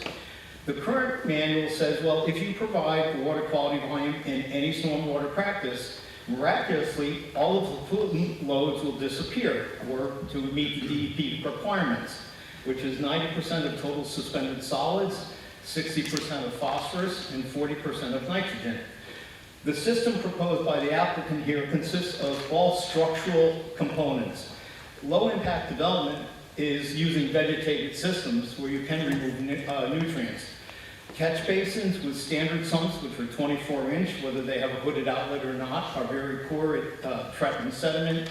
They may, with a hood, they might trap a little bit of oils and grease that float.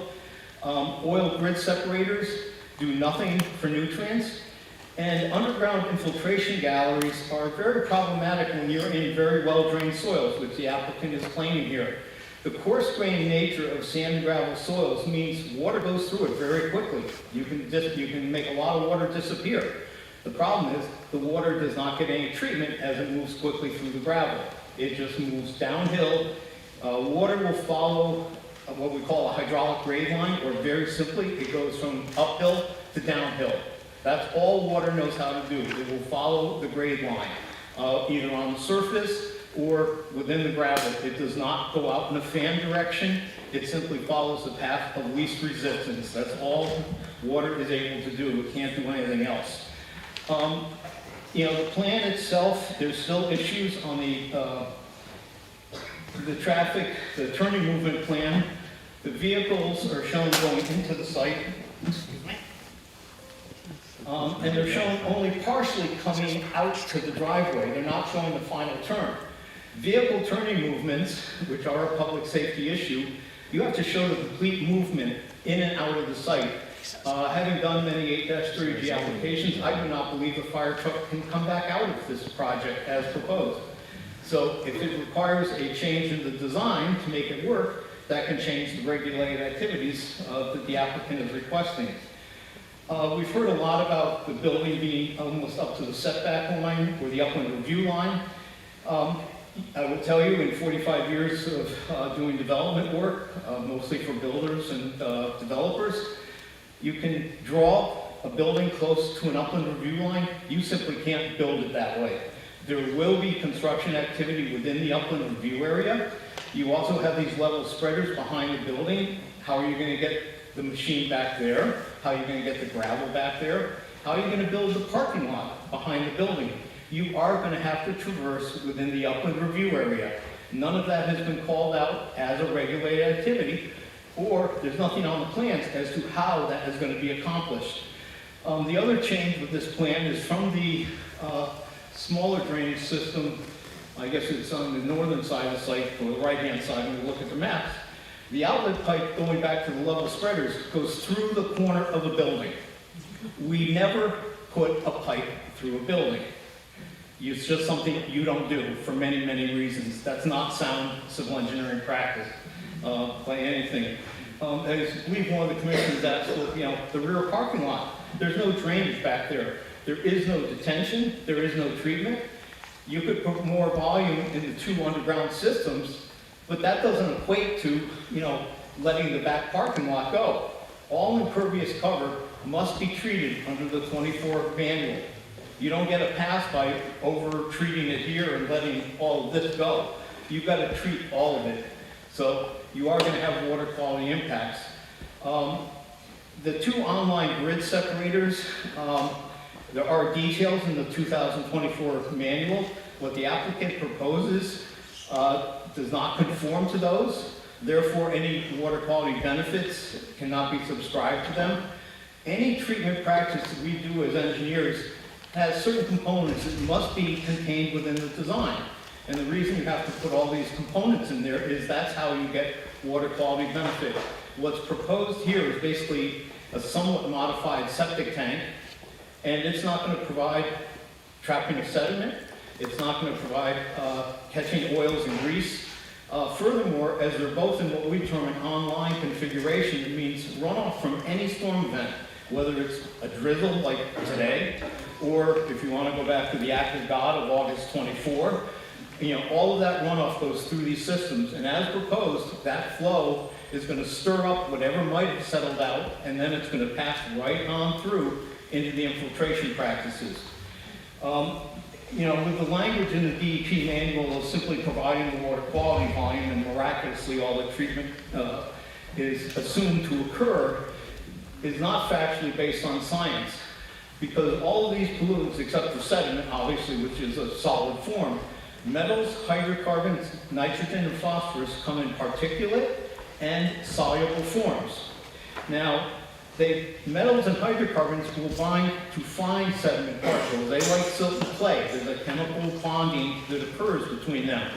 But coarse-grained materials like gravel, there's not, the metals and hydrocarbons will simply not bind to them. They bind to the really fine particles. Furthermore, the nutrients pass right on through. So the faster the water moves through the ground, there's minimal, if any, treatment.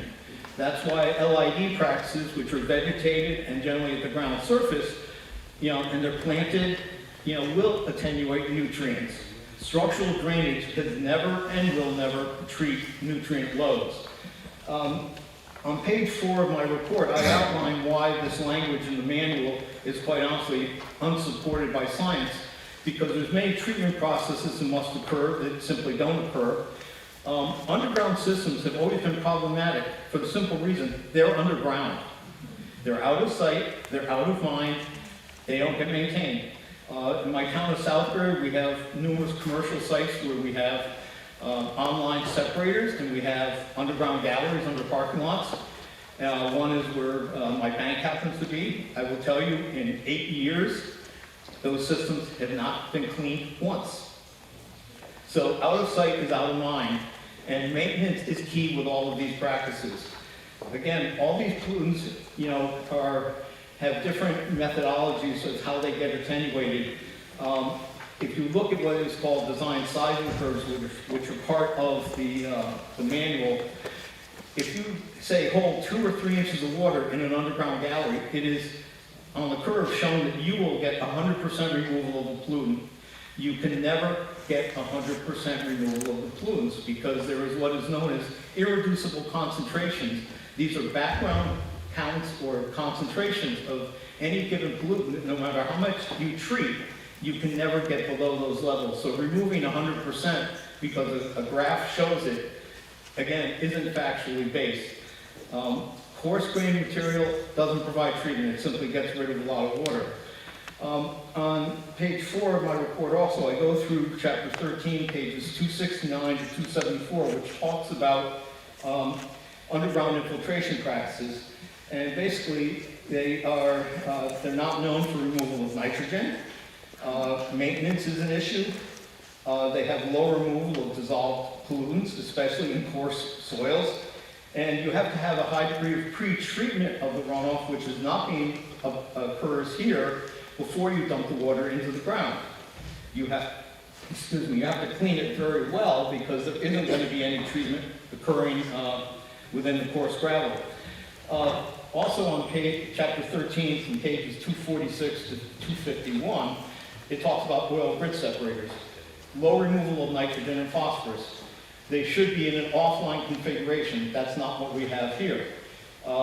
They should have a bypass so that larger storm events go around the system and you're only treating the initial, what's called the first flush of runoff, or the runoff generated by 1.3 inches of rain.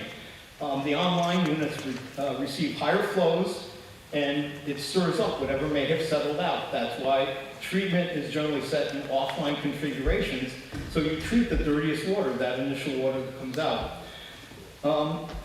In one of the systems, bear with me for 1 second, the retention system number 2, and this was test pit number 205-26, the infiltration test was done 36 inches below the ground surface according to the plans.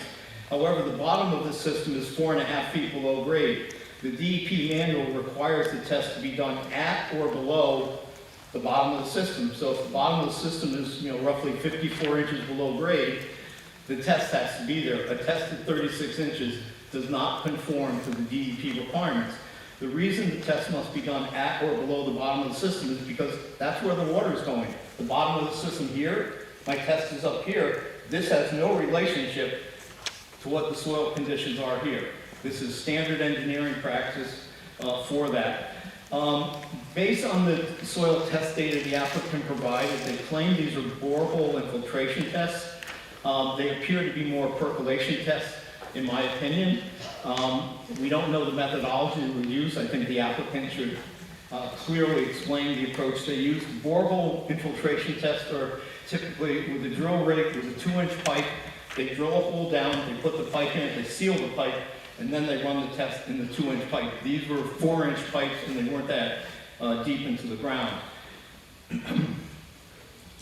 Excuse me for a second. We have these 2 sediment basins we've heard about on the plans, except the contours aren't labeled. I don't know a contractor out there that can build something if he doesn't know what the elevations are in order to build it. You have to tell people what the numbers are. There's also this divergent swales, they're shown, but there's no grading for them. You just can't have a line on the map. You have to design a swale as far as that goes. Some of the swales are within the 100-foot upland review area, so there's another regulated activity.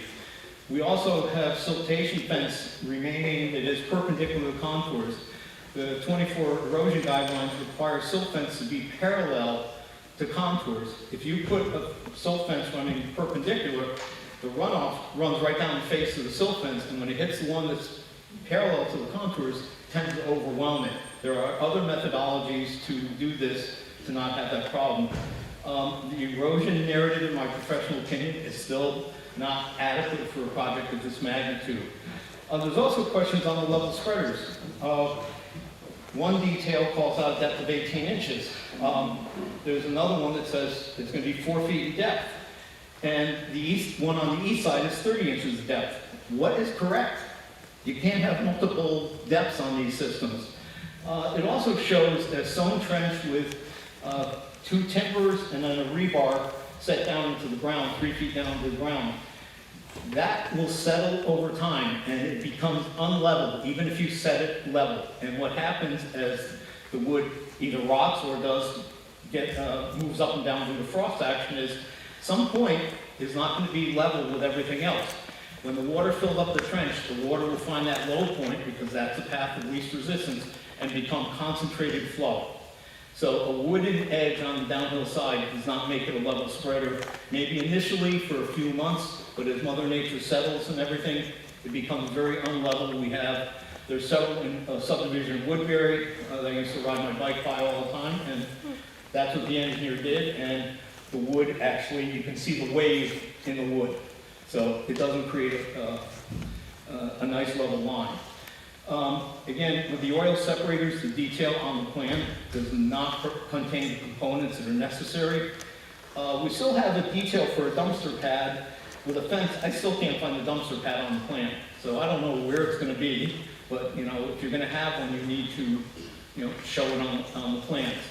The bottom line is, and I think Mr. Logan will elaborate on this more as far as impacts, pollutant loads from development are not a direct impact today or when the project is built, but stormwater impacts build up over time. And they can build up in the groundwater, they can build up in surface water, and by the time you realize you have a problem, it's very hard to fix. So all of this stuff does go downhill, will get to the wetlands over time, and it's not being adequately treated. And over the long term, based on my 45 years of doing this, you will see adverse impacts to the wetland system. Even though these are located way away from them, it will all get down there at some point in time. Thank you.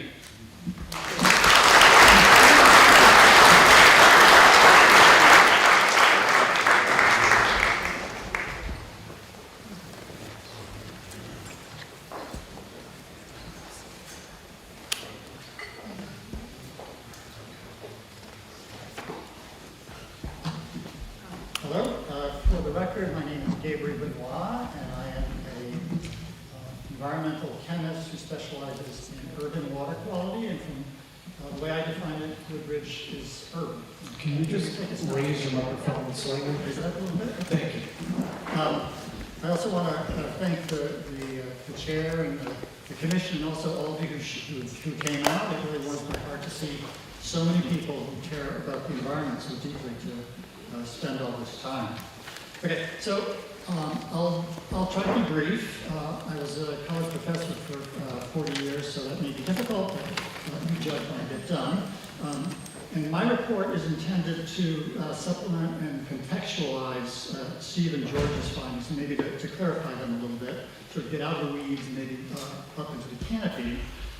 And I'm not going to be duplicating the kinds of things that they're going to talk about.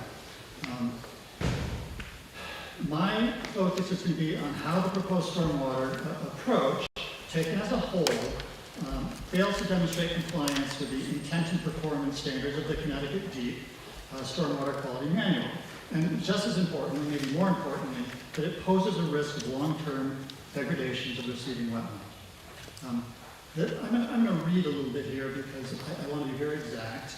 And I'm going to begin with an executive summary, I'm going to cover 4 points, and then I'm going to summarize, okay? And each of those points to be short.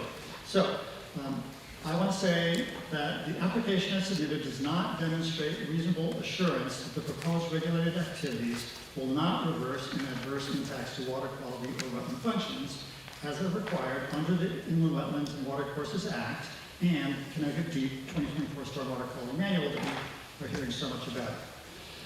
The site design relies primarily on underground detention and infiltration practices with minimal treatment, okay? What's being built is to convey water. It's not really to improve water quality or minimize impacts on water quality. And that's especially true for dissolved pollutants, particularly nitrogen and phosphorus, which are the biggies when it comes to impacts on wetlands. And there's no defensible pollutant loading analysis that's been done in the applicant's materials, so it looks like that's sort of an afterthought. The proximity of downgradient wetlands, the proximity, they're right there, makes them particularly vulnerable, especially in view of rapid infiltration through the water conveyance infrastructure that's being built, all those concrete boxes and pipes, and the poor soils that exist at this site, and there's an almost complete lack of water quality treatment systems. Now, I know the Commission knows all of this, but we have a big audience here, I'm sure, with diverse knowledge, and we talk about non-point source pollution, and it's like, what is that? Well, it consists of multiple things. It's the total suspended solids that you've heard about, total nitrogen and phosphorus, the nutrients, oil and grease, sometimes called petroleum hydrocarbons, something that's not been mentioned, but it is important, called biochemical oxygen demand, BOD. Heavy metals, there's multiple ones of those, coppers and cadmium, lead, and so forth. There's a bunch of toxic organics, including things like pesticides, lawn chemicals, PFAS, the forever chemicals, KH, and so forth. And then also, because of who people are, there's litter. And then there's also a lot, and I haven't heard this mentioned, de-icing salts. That's a big deal. And you might be surprised to learn that a bunch of these can be similar in quantity to a raw sewage, believe it or not, the stuff that runs in the streets. And that's especially true when you take a greater volume that exists with non-point sources as opposed to point sources. Okay, so that's just some introductory material. I now want to cover these 4 points, and I really will try to be brief. So the first is, well, let me list them so we'll come back to them. So the first one is water quality versus water quantity, and that's a big deal, I think, in what's being planned. Second is a reliance on high infiltration rates, which is actually a liability and not a benefit. Third is the big point, the risk to downgradient wetlands. That's what we're really concerned about. And then finally, very briefly, maintenance and long-term performance. So the first one, water quality versus water volume control. Okay, so the 2024 manual and very extensive scientific and engineering literature make it clear that pollutant reduction is achieved through specific systems. It's not just you put it in a big box for a period of time and it magically gets better. You have to actually design these in. We don't see this in the applicant's claims for the most part. And the mechanisms, the treatment mechanisms can include things like sedimentation, filtration, absorption, and chemical and biological processing. And it's not merely detention and conveyance of the water, which is really what we see a lot of in the plants. And for all of these mechanisms, time is critical. You want long exposure times, not short ones. And the way that the system is designed, and because of the nature of the soils, the water is being rushed through the system. That's partly to avoid flooding, and that's something we want. But it's also battles against protecting water quality.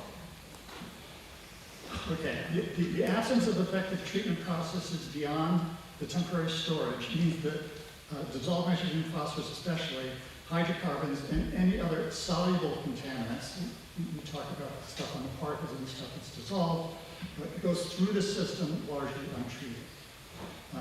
Water conveyances like catch basins, oil grid separators, underground galleries, all those things that have been talked about, are not designed to achieve water quality improvement. They're to capture water and to move it off-site, especially our concerns with nitrogen and phosphorus. This distinction is especially important because we are very close to the receiving wetland that needs to be protected. Okay? So it wouldn't be so bad if these things were many hundreds of feet away, but they're not. We're right on top of them. As George Logan will point out, nutrient enrichment of wetlands leads to shifts in plant communities, reduced dissolved oxygen, which is an important thing, and altered ecological functions. So it's really crucial to treat water quality, and George will talk about that in a minute. Okay, that's the first one. Second, reliance on high infiltration rates is a liability, not a benefit. So, from a water quality standpoint, rapid infiltration reduces treatment effectiveness, particularly for the dissolved pollutants. Faster movement reduces contact time, and when you treat water to improve the quality or protect the quality, you want a long contact time, limiting nutrient uptake and chemical attenuation by a bunch of processes. And I'll just list them quickly. Physical settling, filtration, absorption, bacterial respiration. Okay, Vitaly used to be a college professor. There's a bunch of different processes, but they're all less effective when you rush water through the system.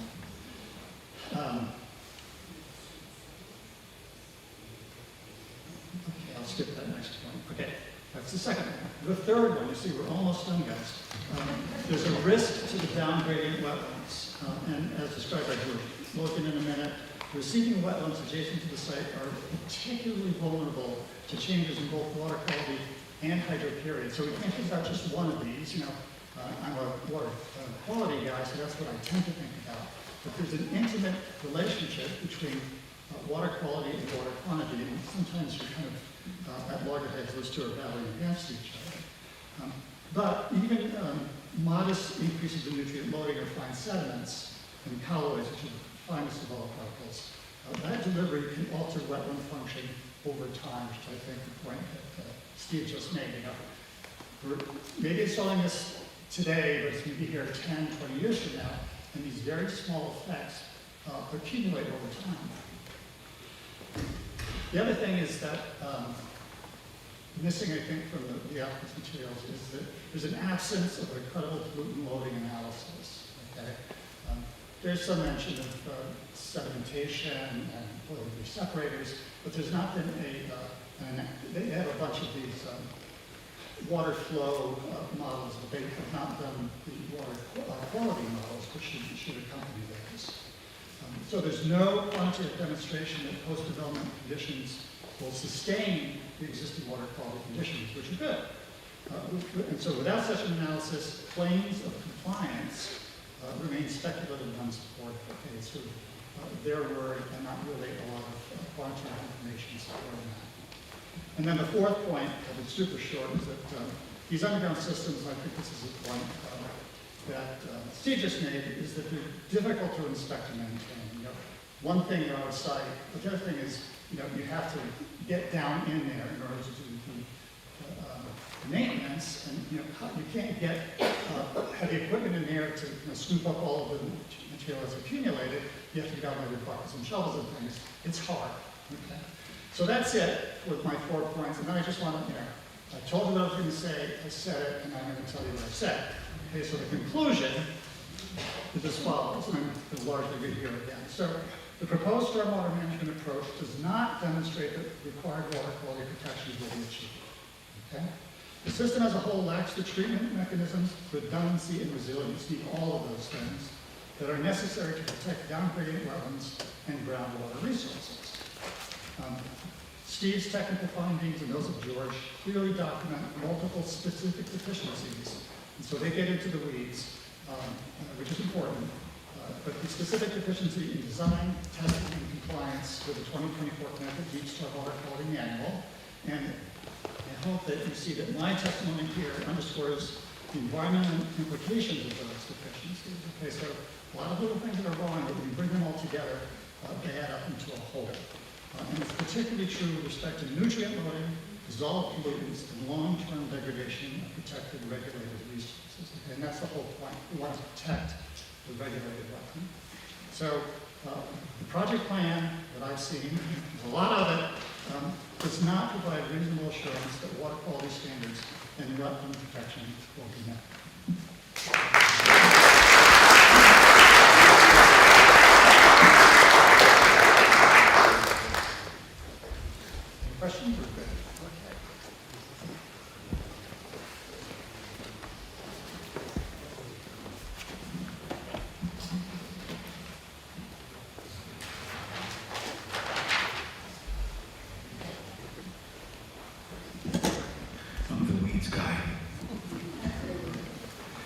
George Lovell for the record, Green Ecological Services. My pleasure to be here. And that's a kind of an apt description of what I like to do. I like to get into the science. I actually love the science. So these projects actually give me an opportunity to, I guess, kind of get into the weeds. Because sometimes, as they say, the devil is in the details. We've heard that before. So what I'm going to do today is I'm going to be all over the place. I'm not going to be very long because I have a very lengthy report that I hope that you read it and maybe you'll have questions of me the next time. I just want to kind of do some high points. The first thing I want to say is sort of in response to something that I heard a little earlier. By the way, Martin, are these yours? You didn't hear me. Is that most of the work that I do for these past 38 years or so, as a professional wetland scientist, as an ecologist, as a lot of biologists, and as a soil scientist, I actually do on the development side. And I kind of made a rough calculation that about 80 to 85% of the projects are pro-development. About 10 to 15 are this kind of work here where I help neighborhood groups kind of figure out what's going on. And the rest of it, about 5 or 6% or so, is actually third-party reviews, like what Mr. Rosie is doing for you today, for several times.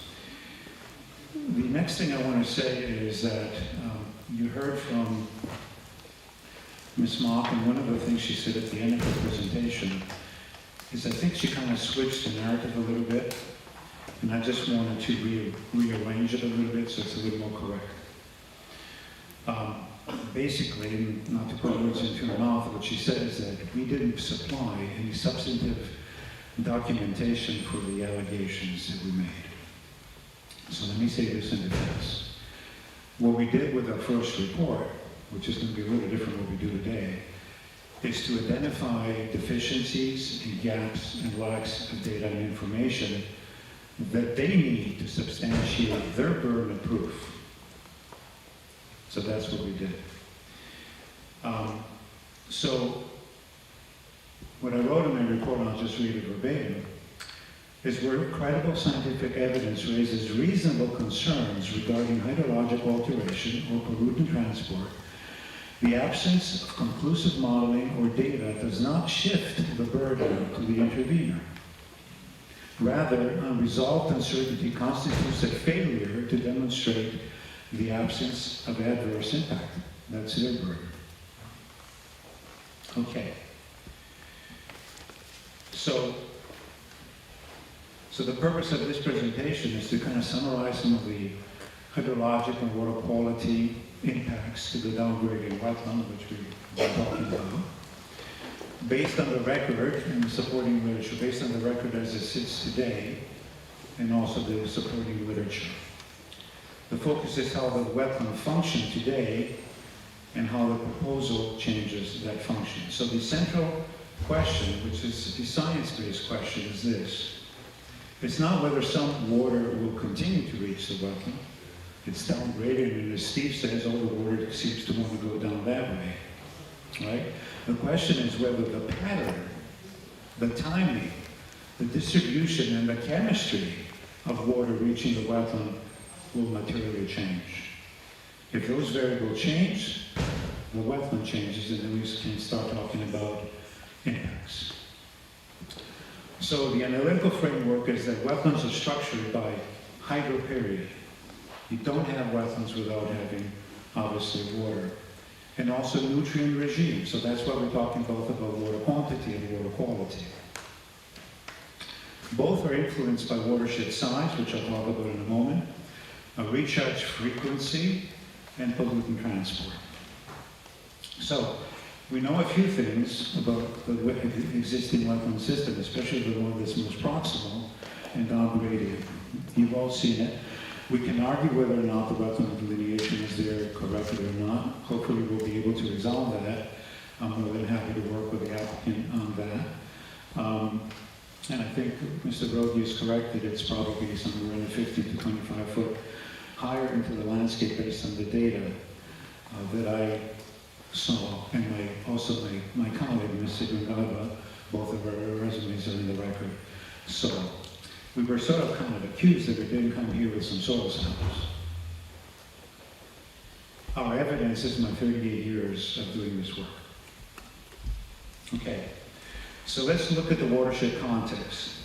The wetland currently receives diffuse recharge from approximately 2.526 acres plus or minus. There goes that. All right, so let's talk about this. This is the existing conditions map. And what I did, and you'll see it in the back of the report, I've taken their maps and I've created some watersheds. And I try to have the southern and northern limits of the watersheds be equal so that I don't, throw the apples to apples and not something different. No strawberries. So there's a watershed, and I started about here, and I believe I went to somewhere there, which encompassed the development area. So the pre is the watershed, comes up in this way. There's a divide right about here, so the water falls from here down to the road, and from here down it falls down to the wetland. So this is about 2.5 acres, plus or minus. That's what feeds the wetland. Now, would it be possible that there's water coming from across the street? It's possible, but probably not probable, because that road sits lower and there's a divide here, and there's also storm drainage within the road, so any water that might be coming from across the street is probably going to be captured in that, either underground or above ground, and head to wherever it's going. Okay, so let's now look at the proposed condition. Let's see if I can find the one that I want. Oh, farming. Okay, this is good. So what you see there in my little figure,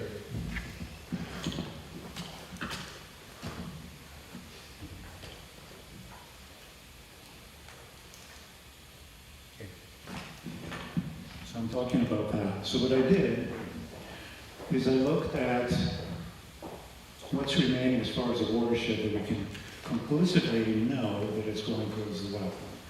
And that's a little portion in here. Obviously, this is a hard line, so there's a little bit of a watershed. Obviously, we're putting some water into the ground here. And then we have the level spreaders, the mammoth level spreaders there. And that water is going down this way too. So if you take those two watersheds, it comes around the corner a little bit, and those two, and exclude the massive impervious surface, what you realize is you remain with 0.66 acres of wetlands. And it gets worse, because of their own data, with some little exceptions of the water that's going there from other things, the major time that those are actually going to work and be discharging the water down to the wetland is during the larger storms, not the small storms. And that's the problem. The problem is that it's the role of the frequent storms, the small and moderate storm events, that maintain the shallow soil saturation cycles. And these recurring pulses that happen with storms that are, that run off 0.5 inches, 0.25 inches up to maybe 1 inch, is what regulates root oxygen levels and microbial activity within the wetlands and plant competition. So then the idea was, well, we're taking all of this impervious surface, except for the driveway, and putting it in this larger underground detention infiltration system. Okay. And then I'm told, somehow miraculously, that the water from here is going to somehow fan and go all the way there, and fan, and somehow kind of head this way. And that the building itself is going to somehow become a gigantic level spreader, because now we have 6 to 8 inches of gravel under the building. Yeah, it's plausible, There is absolutely no evidence in the record that that's actually going to happen, because in order for that to be able to be substantiated, you'd have to have a bunch of monitoring wells up there to kind of figure exactly where things are going. You're going to have to get more soil test bits. So you can figure out if in the soil, an ag-loam soil, which has some coarse soils and some coarse materials underneath, if there's not any particular stratification that might tell the water to go this way or that way or go down rather than follow. So, but all the water that's needed for this wetland to survive is within that 2.5 watershed. And I'm talking about this wetland, which is a seasonally saturated wetland and a slight slope. And it's forested until obviously we get out to the CLMP right away. Where's the river source? Anyway. So, the existing recharge is spatially distributed, which promotes even wetting across the entire breadth or width of the wetland. So the conclusion here is that the wetland has developed under a regime of recurring diffuse hydrologic input, which is not what's going to happen under proposed conditions. All right, so we talked about the watershed reduction going from 2.5 to 6.66, or even worse, more than a 75% reduction. And again, we talked about the level spreader that's only working during large storms. So what we have here is a diffuse recharge is replaced by concentrated subsurface infiltration galleries. Okay, my conclusion from here is that the groundwater will be lowered.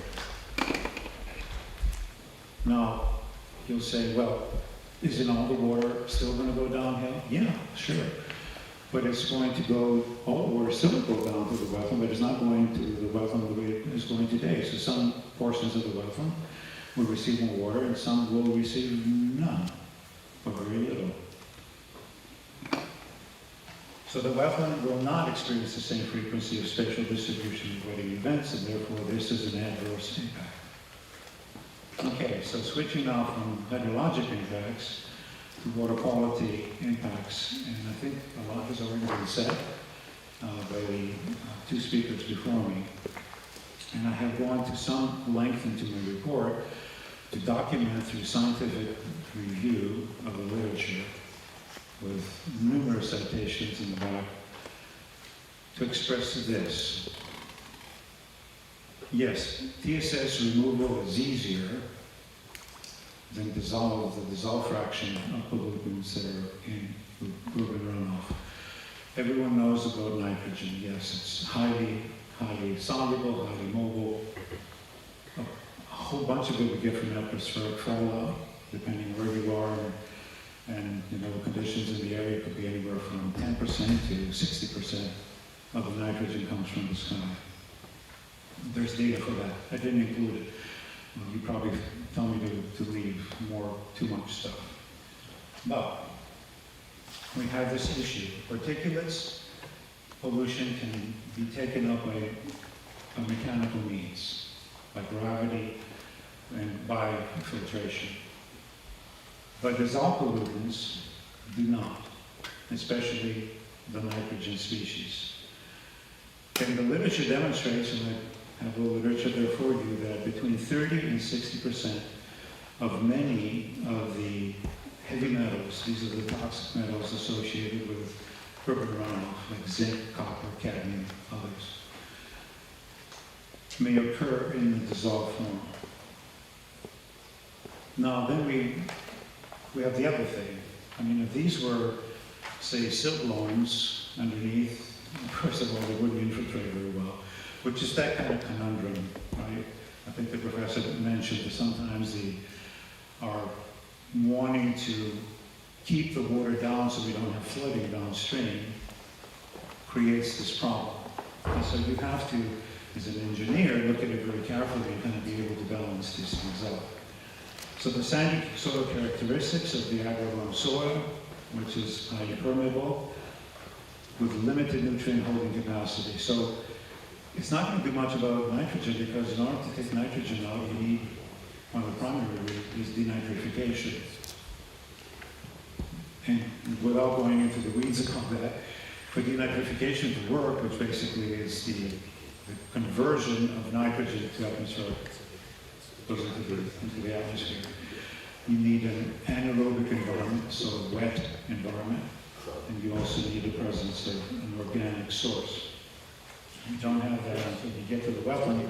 At that time, it's too late. That's when the actual impact is going to happen. Then there's a lack of modeling. There's no dissolved, like was talked about earlier, no dissolved nitrate loading constant calculations, no dissolved middle modeling. Steve did some of that. But the applicant has to do that because the manual that there's so much stuff that they're trying to follow tells that they have to meet certain standards and prove, how else would they prove it, through some modeling that they're hitting the 80% ESS and also the other ones for the phosphorus and nitrogen, which they have not done. Steve has, and it shows that it's lacking. So there's the lack of modeling. So the conclusion on the water quality front is that dissolved pollutants are reasonably likely to migrate along concentrated recharge for those pathways, the preferred pathways that are limited to very small portions of the wetland. And this is pollution of the wetlands, therefore an adverse impact. Okay, so what about it? What is that going to do to the wetland? Well, there's ecological and wetland consequences. We talked about the hydroperiod sensitivity because reduced frequency of wetting events alters soil redox conditions and plant competition. So if you have too much nitrogen, certain plants love it more, and they're usually the rank species, so you turn a wetland from an isotrophic, which is what my colleague said this wetland is, to more of a eutrophic state.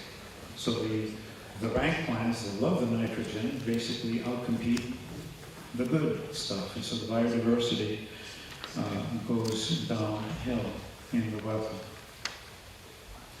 So incremental nitrate loading favors fast-growing nitrophilous, there you go, species and reduces diversity over time. And you have these redistribution effects. I needed water, but that's okay, I'll make it. Reduced diffuse recharge combined with a concentrated discharge creates localized enrichment zones. So you have, as I said, these preferred paths. And then you have this cumulative impact. On one hand, you have the hydrologic alteration and nutrient delivery interact, amplifying these ecological response of the wetlands. So the drainage patterns will be changed, and that will have changes also to the habitat. So, to kind of bring it to an end here, from my perspective, looking at what's been put into the record, we have several record deficiencies. We don't have any seasonal groundwater elevation monitoring, which you would have to have in order to prove that all that water is actually going to make it to the wetland in the same way that it's making it today, or in a similar fashion. We don't have any groundwater modeling analysis, which I think Steve had asked for. We don't have dissolved pollutant transport modeling for them to even prove that they've met the standards of the soil water quality manual. And there's no baseline wetland water quality data. Is it good? Is it bad? So the conclusion is that the applicant has not demonstrated that adverse impacts will not occur. Okay, conclusion. So based on the hydrologic suppression, the watershed reduction that we looked at, the concentrated infiltration in these two spots, and the foreseeable dissolved pollutant transport, the proposal is reasonably likely to, one, alter the wetland hydroperiod. That's a physical adverse impact. Redistribute groundwater recharge, increase dissolved nutrient loading, again, an adverse impact, and change vegetation structure over time, which is an alteration of the habitat. And these impacts constitute adverse impacts under the Woodridge Inland Wetlands regulations and support the finding of an unreasonable pollution or impairment under 22A-19, which is the intervening statute. And ladies and gentlemen, that's all I have for you, and I'd be happy to answer any questions.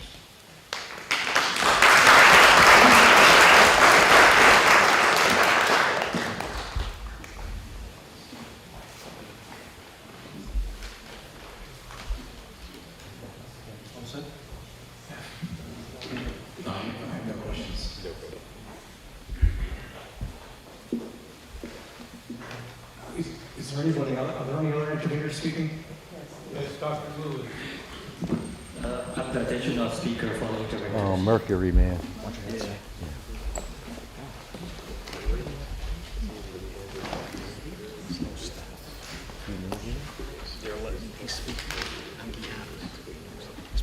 Can anyone hear me? So, for the record, my name is Sonny Lee. I'm a Woodbridge resident. I spoke during the last public comments. I already also submitted a technical appendix to the committee in the attachment. So, I think maybe someone knows me, someone doesn't know. I think introduce some of my background.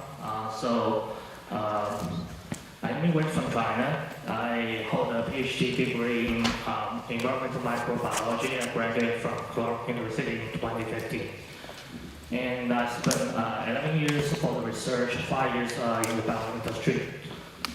So today I just want to talk about the technical appendix I submitted to the committee, and also bring some facts of the habitat to the public, to the Woodbridge community. So the habitat I want to talk about is Mercury. So I know we hear from the applicants, they always say they start this building and there's no consequences for the environment, there's no impact for the wetland. I highly doubt that. The reason is I don't want to focus on this specific matter, Mercury, because Mercury is a little bit different. I know people know it's toxic, right? So I spent 11 years studying how mercury travels across different environments, inside the environment, in the soil, and also how they interact with humans. So one fact I want to say at the very beginning is all forms of mercury are toxic. And if mercury are there, they will not disappear. So also, unfortunately, almost everything can contain mercury. The soil can contain, atmosphere can contain, the air can contain. And usually in the environment, there are 3 different forms of mercury. You can see like the mercury family has 3 members. The least toxic form, we usually call it the mercury 0, which is, the scientific name is called elemental mercury. It's usually liquid, and the room temperature, that's also the materials that we used roughly like 20 years ago, 30 years ago in the thermometer. So the liquid that inside is mercury. It can evaporate very quickly. But the good news is the least toxic. The second member is called ionic mercury, or you can call it mercury 2. This is a form of mercury can water dissolvable. So it's very easy to dissolve into the water, into the pond, into the wetland.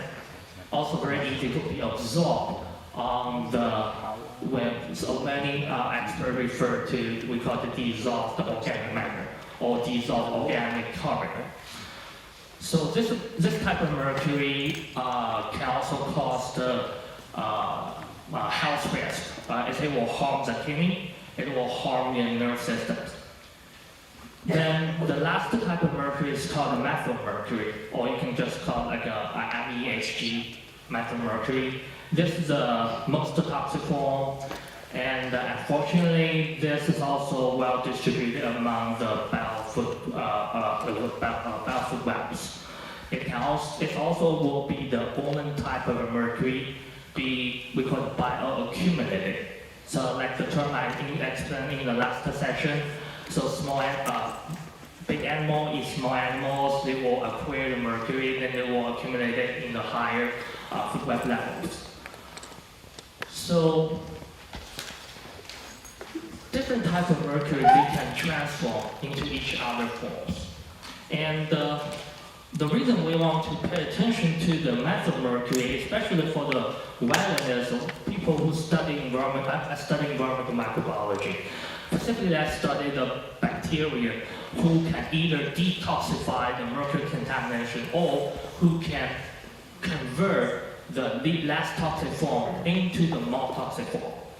I mean, this may sound crazy why they do that, but that's the that's how the bacteria they survive. They just use the different source, they will contribute to their energy.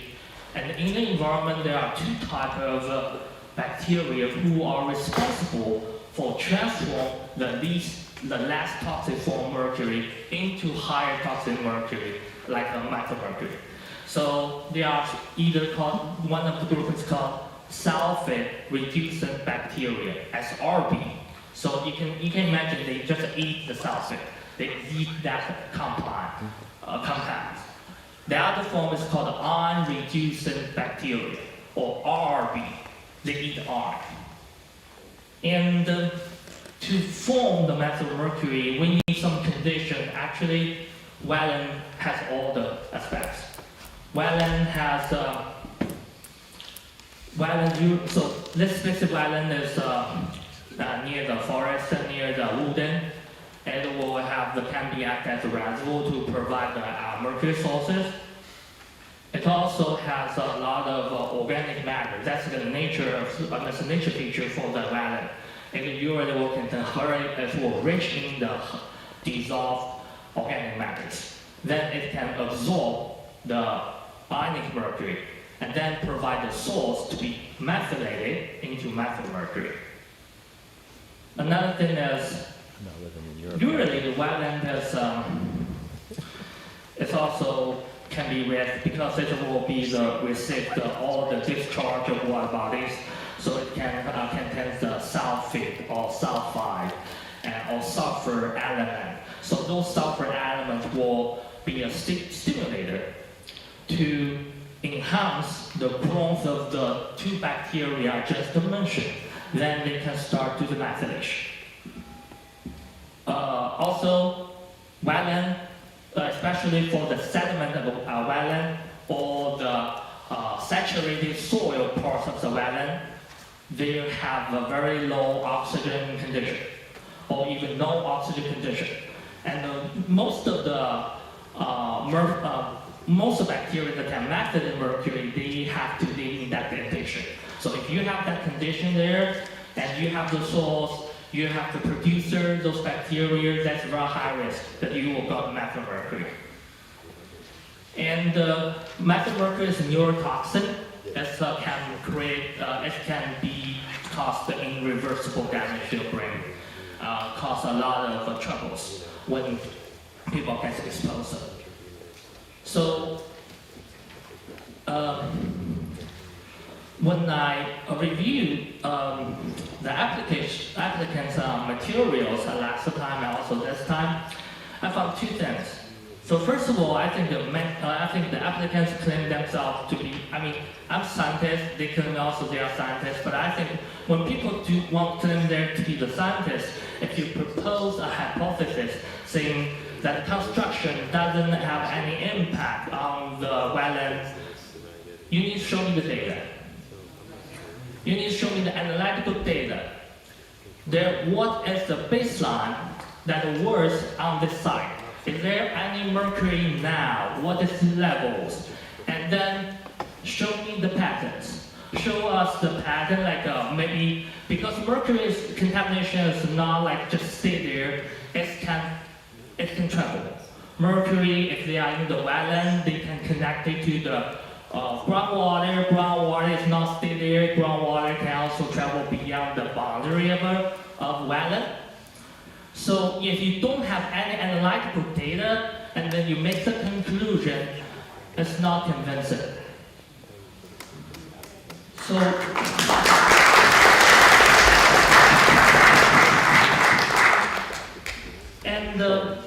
when we talk about this pesticide, also a lot of woodbridge residential unit may encounter the similar issue. We will have the yard, we will have the wooden area in your backyard.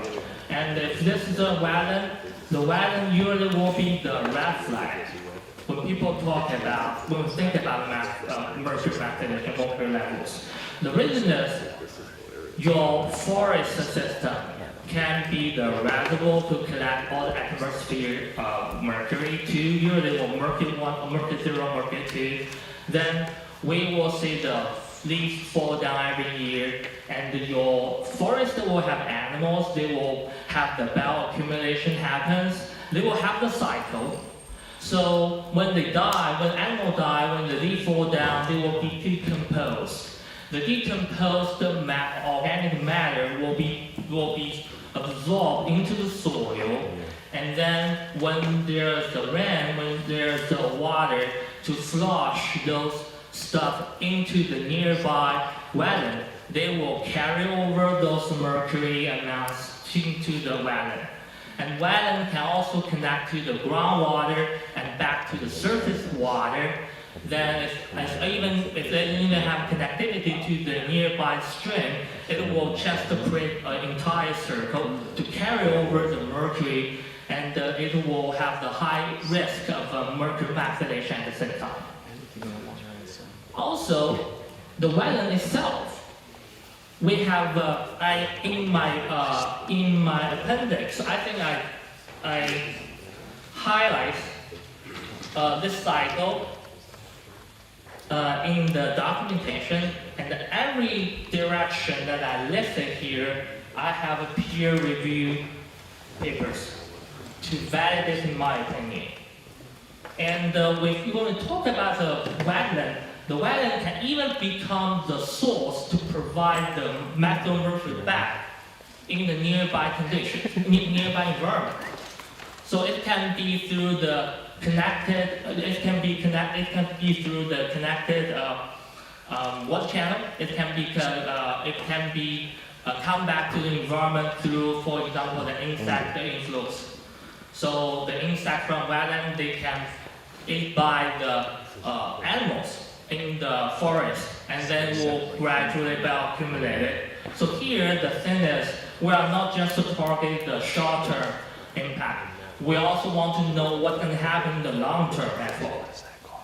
So the whole cycle here in my technical appendix just demonstrate that we do need to evaluate this risk of mercury and methylmercury levels on this site before we can put anything on construction.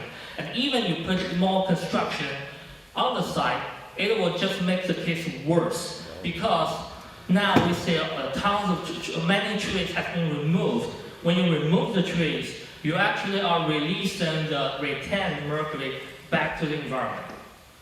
I'm not sure what is the fate of those trees. Are they dumped in near the wetland, or has been taken care of? I hope they are not just dumped near the wetland, because those trees, when they decompose, they will become the organic matter. And then, again, they will absorb more mercury into the wetland. They will contaminate the environment as well. We also, and another thing I want to point out is even we have alternative proposal by the applicant. We want to transform to a farming rate. And we have some expert already demonstrate farming maybe an even worse option in terms of contamination. And I want to provide one more evidence. When you want to do the farm, when you want to grow the crops, you need to use the fertilizer, right? Some fertilizer will contain sulfur. Remember what I talked about, who can transform the mercury to the methylmercury? There's one type of them, sulfate reducing bacteria. So they use sulfur. They directly use sulfur. If you provide to the soil, and then eventually the bacteria will got it, then they will produce methylmercury. So what I really want to say from the applicants is, first I want to say the data. I want to see the analytical data. You need to show me what is the baseline. You need to show us what the baseline for the total mercury, methylmercury concentration in different sites. We need to see the data for the representative soil. We need to see the levels of mercury in the wetland sediment, in the surface water, in the shallow groundwater. We need to see all of that. We need to see the whole cycle. That you have to demonstrate this. What is current status is, and what is the impact. Then you can talk about the impact. We also want to monitor this stuff in a in the long term, not just the short term. Short term only provide us a snapshot, and we need the dynamic monitoring. Is there, if you don't mind me interrupting, is there anything other than anything new that is not in your report in the interest of time? I know you submitted your number 37 in our general correspondence, and we still have to give the opportunity for the public to speak. So I don't have time to digest what you've submitted. Is there anything else? The thing is, I submitted it in last month, right? So I'm not sure why when I speak, I always get interrupted every single time. And I'm kind of, if you think, I won't try to be professional, try to be polite, but I also want to state what I have. I just want to more of our community know what the risks are there and how we should handle the risk and what is the right strategy to deal with those potential risks. Thank you. All right, thank you. Filibuster.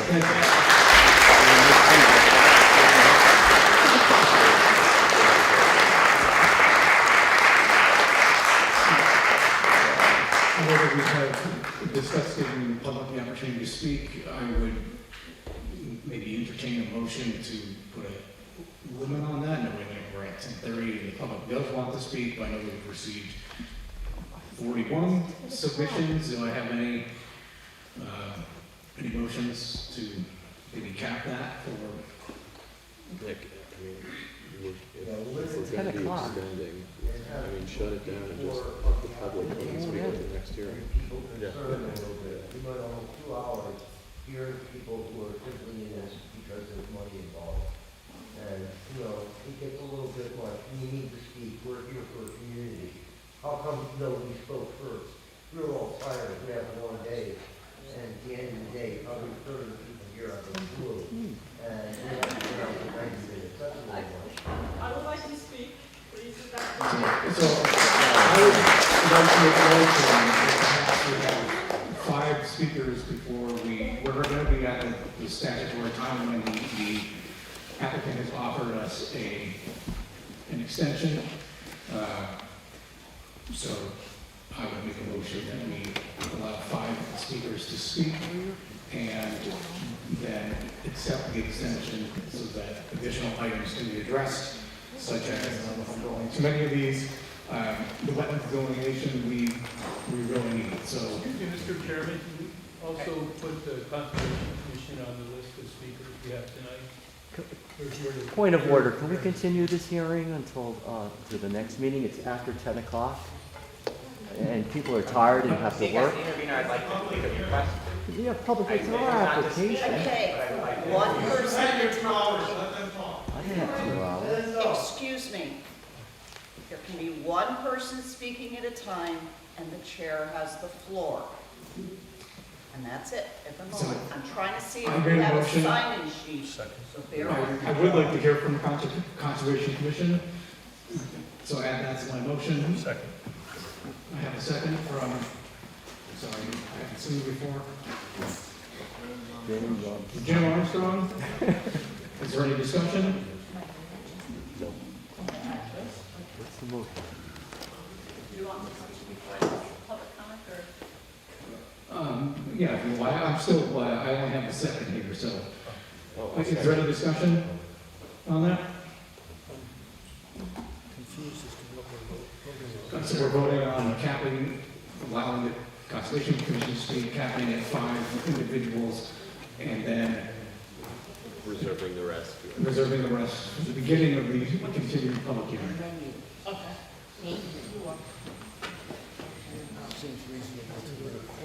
Okay, so I'll take a vote. All in favor? Aye. Motion passes. So, Conservation Commission, please begin. We'll have 5 individuals, and then we'll continue the public hearing at the next meeting.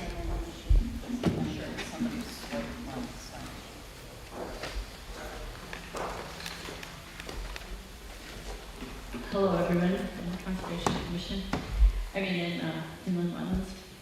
I am the chair of the Can you hear me? I'm the chair of the Conservation Commission, and I'm speaking on behalf of our whole commission.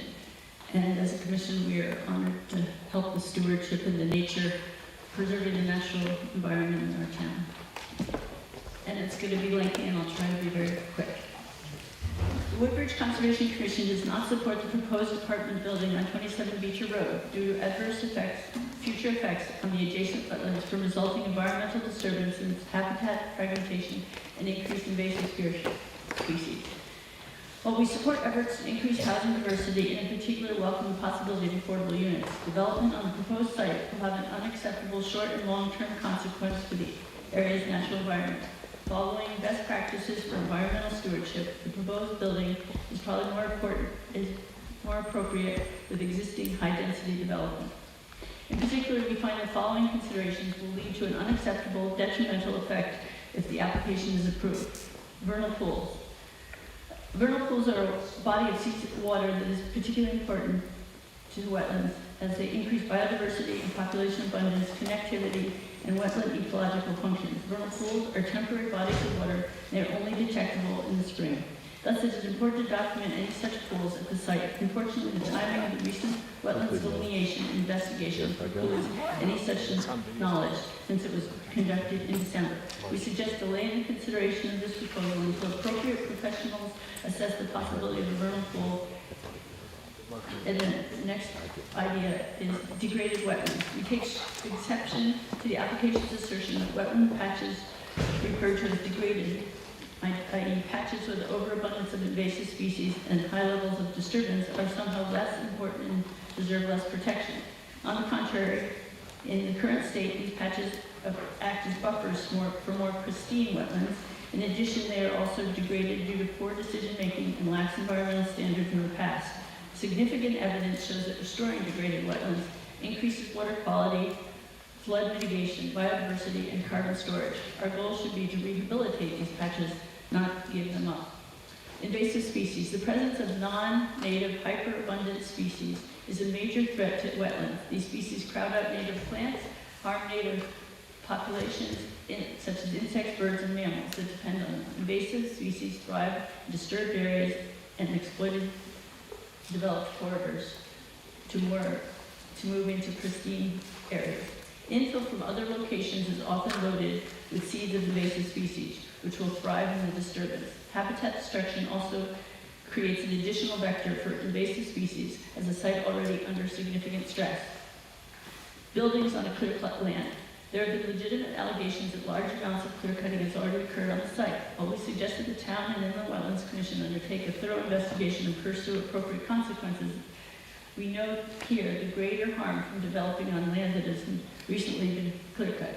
Relative to land that is historically treeless, developing on clear-cut land results in increased erosion, higher nutrient and carbon loads, and shifts in water table. Thus, at a minimum, this application should be treated as though it includes the clearing of these trees, since the effect on the wetlands will be as though the trees were cleared and removed during development.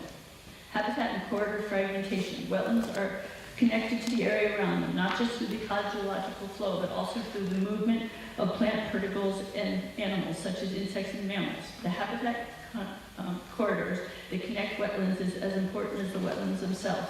Since a wetland is rarely hydrologically connected, that is just merely hydrologically connected, is insufficient to maintain its health.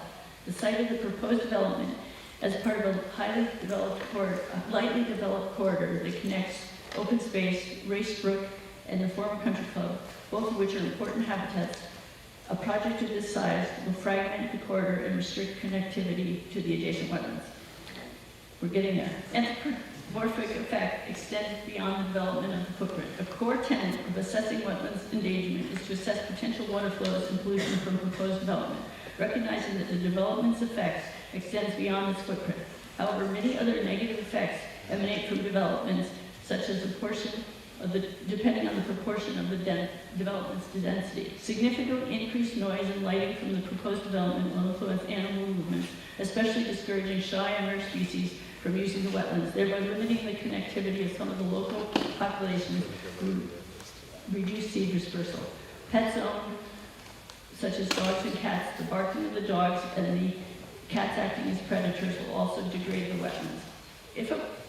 approved, the activities proposed in this application will cause unacceptable damage to wetlands that have already experienced significant disturbance. Multitude of negative effects, including increased invasive species load, anthropogenic disturbances, habitat fragmentation, and soil and nutrient inputs from recent clear cuts will further pressure the wetlands biodiversity and ecosystems. A possible presence of a vernal pool and the unclear wetlands demarcation create uncertainty about approving this application at this time. Based on the reasons outlined above and in conjunction with the presentations from interveners and informed public testimony, we recommend that the Inland Wetlands Commission deny this application due to the irreparable harm that will occur to the adjacent wetlands. Thank you very much.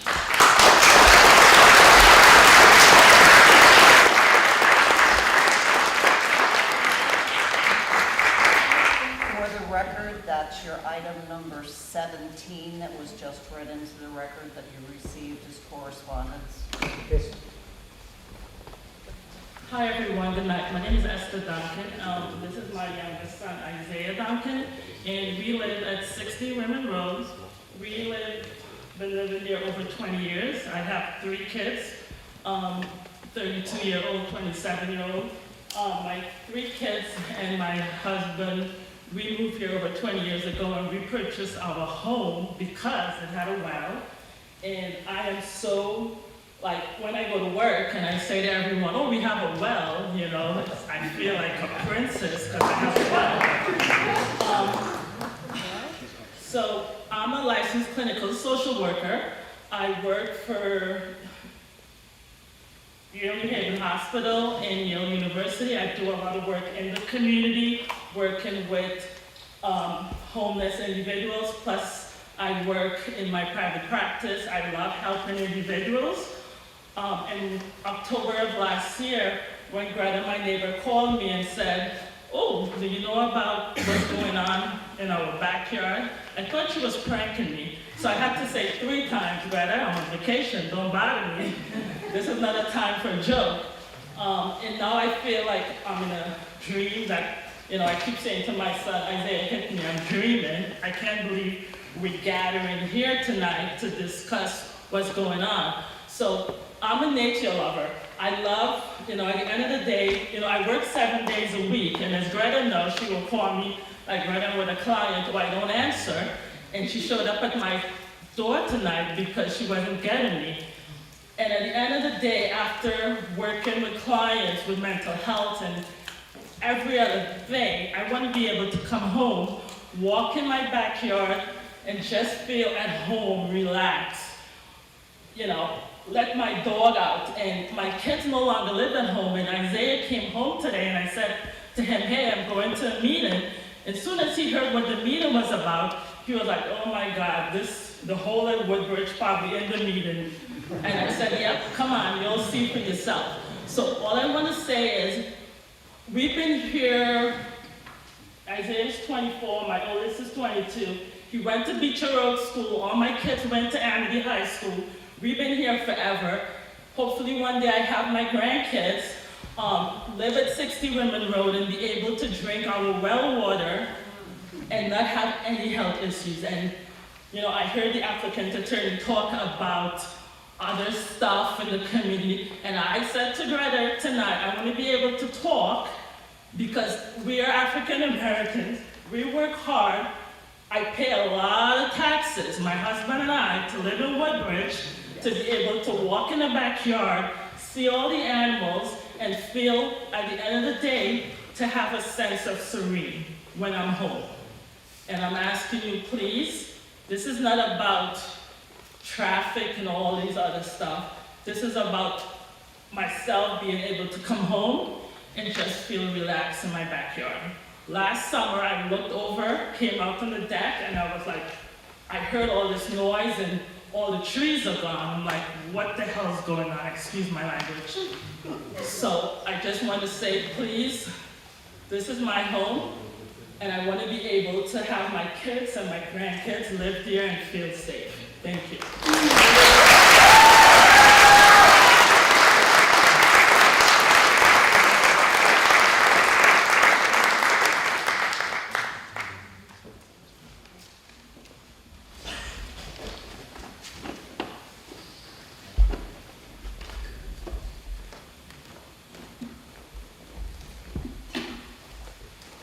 Hi everyone. My name is Derek Mello. I live at 70 Acorn Hill Road, Woodbridge, Connecticut. I am a 15-year-old sophomore at Amity High School. I am the proud older brother of a student at Beecher Road School, which is across the street from the proposed site of the apartment building. About 3 years ago, my family and I moved to Woodbridge from New Rochelle, New York, to do a high influx of new buildings and affordable housing. When it knew to be a lovely town became polluted, then it was filled with a stench, and my school became overcrowded. Life in New Rochelle, but not much of a journey, more of a full stop. We knew that it wasn't the lifestyle that we wanted, so we came in search of something better. In Woodbridge, life became quieter, safer, and less chaotic. What I found beautiful about Woodbridge was not just its lush green environment, but also its distinctiveness compared to other towns. Here, we fell in love with all this town has to offer, and the beauty of its natural landscape, including its trees, meadows, wetlands, and its people. As a member of Gen Z, I'm always in search of innovation, ways to prioritize well-being, and ways to influence progress in all aspects of human life. On the other hand, I strongly believe that progress should not be made at the expense of increasing human-wildlife conflict. In my opinion, the developer will highly benefit financially from building this massive housing complex across one of the most desirable schools in Connecticut. The way I see it is that the developer has not shown me convincing evidence that his proposal would not have a catastrophic long-term impact on our natural resources. As a young member of this community, I strongly urge people responsible for opposing or approving the proposal to consider all the risks and responsibility that you have to preserve a safe and healthy environment for me and for the generations to come. Thank you.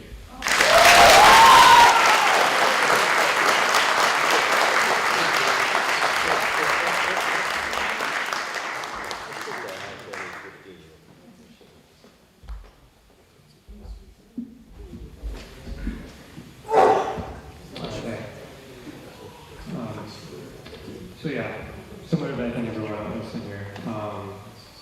I've lived here my whole life. My family's been here since the late 80s. You know, I'm sorry, I missed. Did you introduce yourself? You can't hear me? Okay, here you go. How's this? Don't get so close to the Like this? microphone. Yeah. Here? Here. There you go. There. Perfect. Okay. So yeah, my family's been here since the late 80s. I'm the youngest of three. Lived here my whole life. I'm going to be very quick, like a minute. I just want to remind the people here of the argument the lawyer, the applicant for what the complex was, who isn't even in this room anymore, mind you. It was the fact that the wetlands already have pollution, so why worry about the pollution that will be caused by the construction? Essentially, why worry about it getting worse? Which is complete whataboutism. What about the pesticides? What about the herbicides? What about the manure? Those are separate issues. Those are real issues, but that's not what we're here to talk about. We're here to talk about the complex and its obvious and adverse effects it would have on Woodbridge. I don't think that the pesticides and herbicides should be used in the first place, full stop. I don't think they should be used. But again, we're not here to talk about them. We're here to talk about the complex. And the vast majority of the houses, as it was just mentioned previously, have wells here. Why degrade the quality of the water that is used for drinking and bathing for so many people? And on top of that, it is so condescending to sit there as the lawyer and as someone who doesn't even live in this town to just say, you guys already have issues, so it doesn't matter. Woodbridge is not an economic zone for outsiders to exploit. It is a people and it is a home. We, the people in this room, are Woodbridge. This is our home. This is where we belong. And also, comparing Beecher Road School to the apartment complex is obscene. Comparing the necessity of education for our youth to a useless complex that's sole purpose is lining the pockets of the applicant is absurd. And while I'm the subject of Beecher, when I graduated from there in 2012, the student body was about 700. Today, it's 880. And they're currently dealing with overcrowding and a teacher shortage. Why potentially invite 100 more families to add on to that issue? This complex is not for Woodbridge. It's for those who benefit from our exploitation. That's it.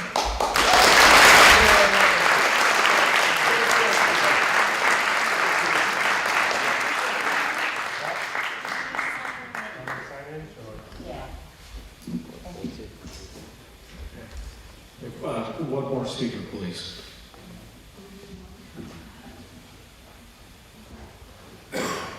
Go ahead, Barbara. You're up. You're up, Barbara. You're up, Barbara.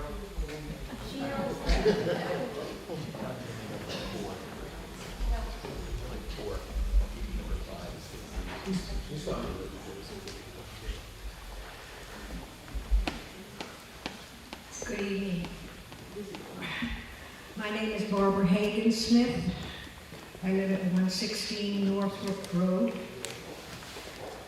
First, I want to thank the members of the Inland Wetlands Agency for taking the time during your deliberations to consider the testimony of the numerous citizens in order to be able to evaluate the best degree possible the proposal before you. I am speaking to you tonight, both as a private citizen and as a representative of the Amity and Woodbridge Historical Society. I would like to begin with the opening statement of the Woodbridge Inland Wetlands Regulation. I quote in part section 1.1. Such unregulated, quote, such unregulated activity has had and will continue to have a significant adverse impact on the environment, thus adversely affecting the ecological, scenic, historic, and recreational values and benefits of the state for its citizens now and forevermore. This statement implies that, among other things, historic values and benefits should be, indeed must be, of concern to the Inland Wetlands Agency.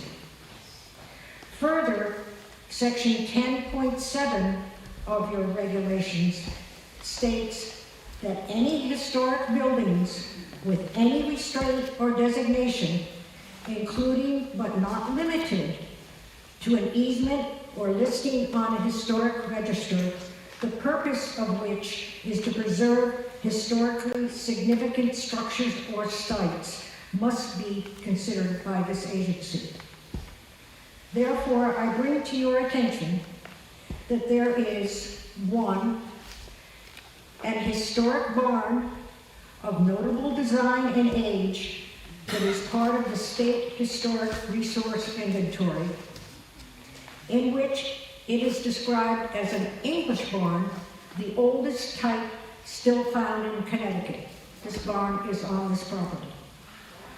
Second, there is a farmhouse built around 1832.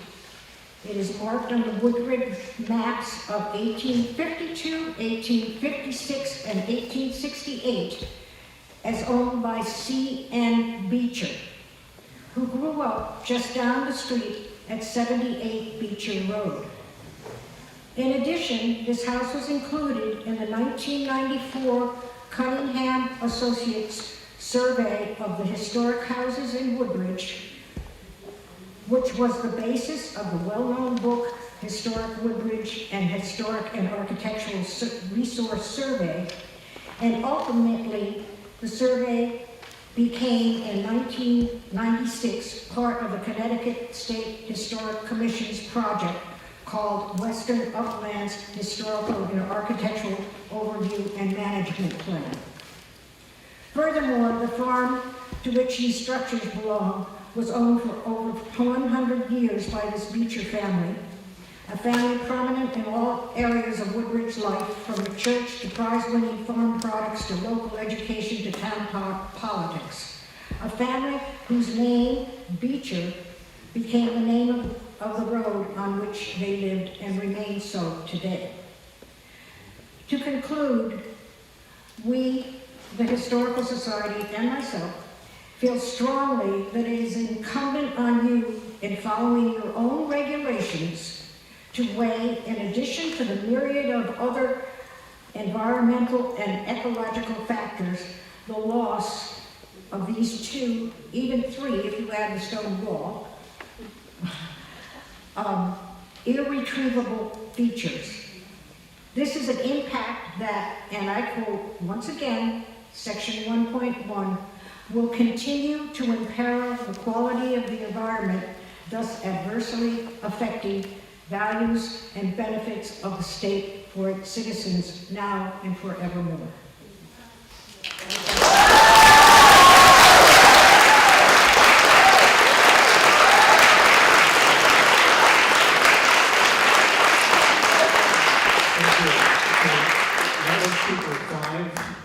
Will I ask you to wait until the next?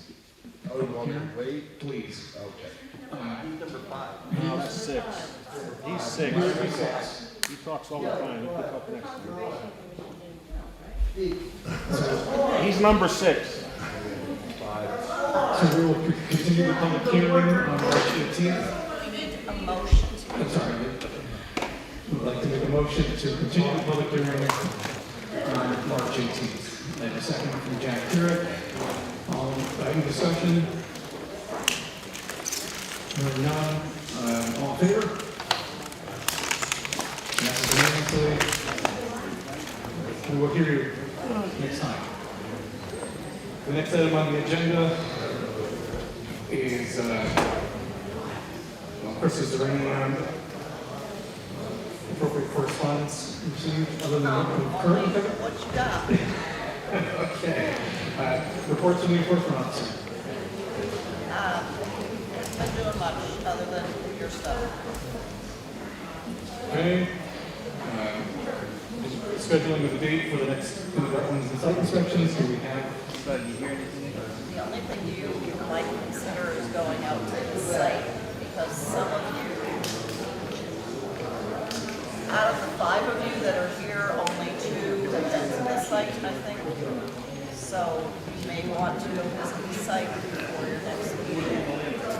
How do we arrange that? Do you need to make a motion to? No, you just need to confer and figure out what day you want to go.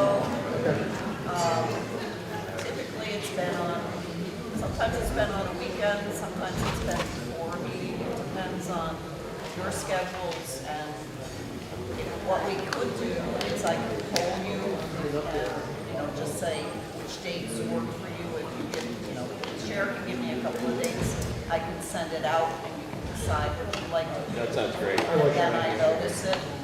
Yeah. I might be able to make a decision. So I'll coordinate with the chair getting a date. Okay. And then approval of the minutes. So the regular meeting from November 19th. Jean was kind enough to read them before she left, so I have all her commentary. So unless somebody's got something else, I can move on with what Jean I think that's I great. think that's it. Yeah. And then, last but not least, approval of the minutes for January 21st. And I had one edit first. Excuse me, we still have a meeting going on and it needs to get recorded. So if you can either take your conversation outside or just be quiet a little bit more. Go for it, Nick. The only edit I had was to Miss Mock's name on page 5. She's referred to as Miss Hawk on the bottom. Oh, okay. Go ahead. I'm sorry? Page 3. Yeah. On page 3, item 6, her name is misspelled as. Okay. It's a K instead of X.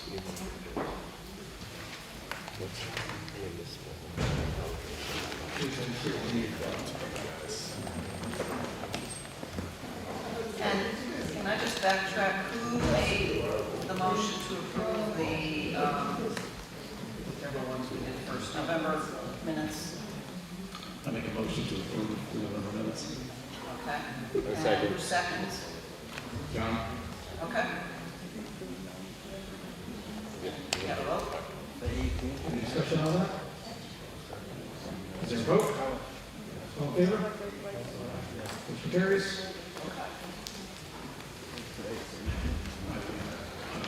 I'd like to make a motion to adjourn the meeting. Sounds like a plan. Second. All in favor? Sorry, I didn't mean to steal it under there. The letters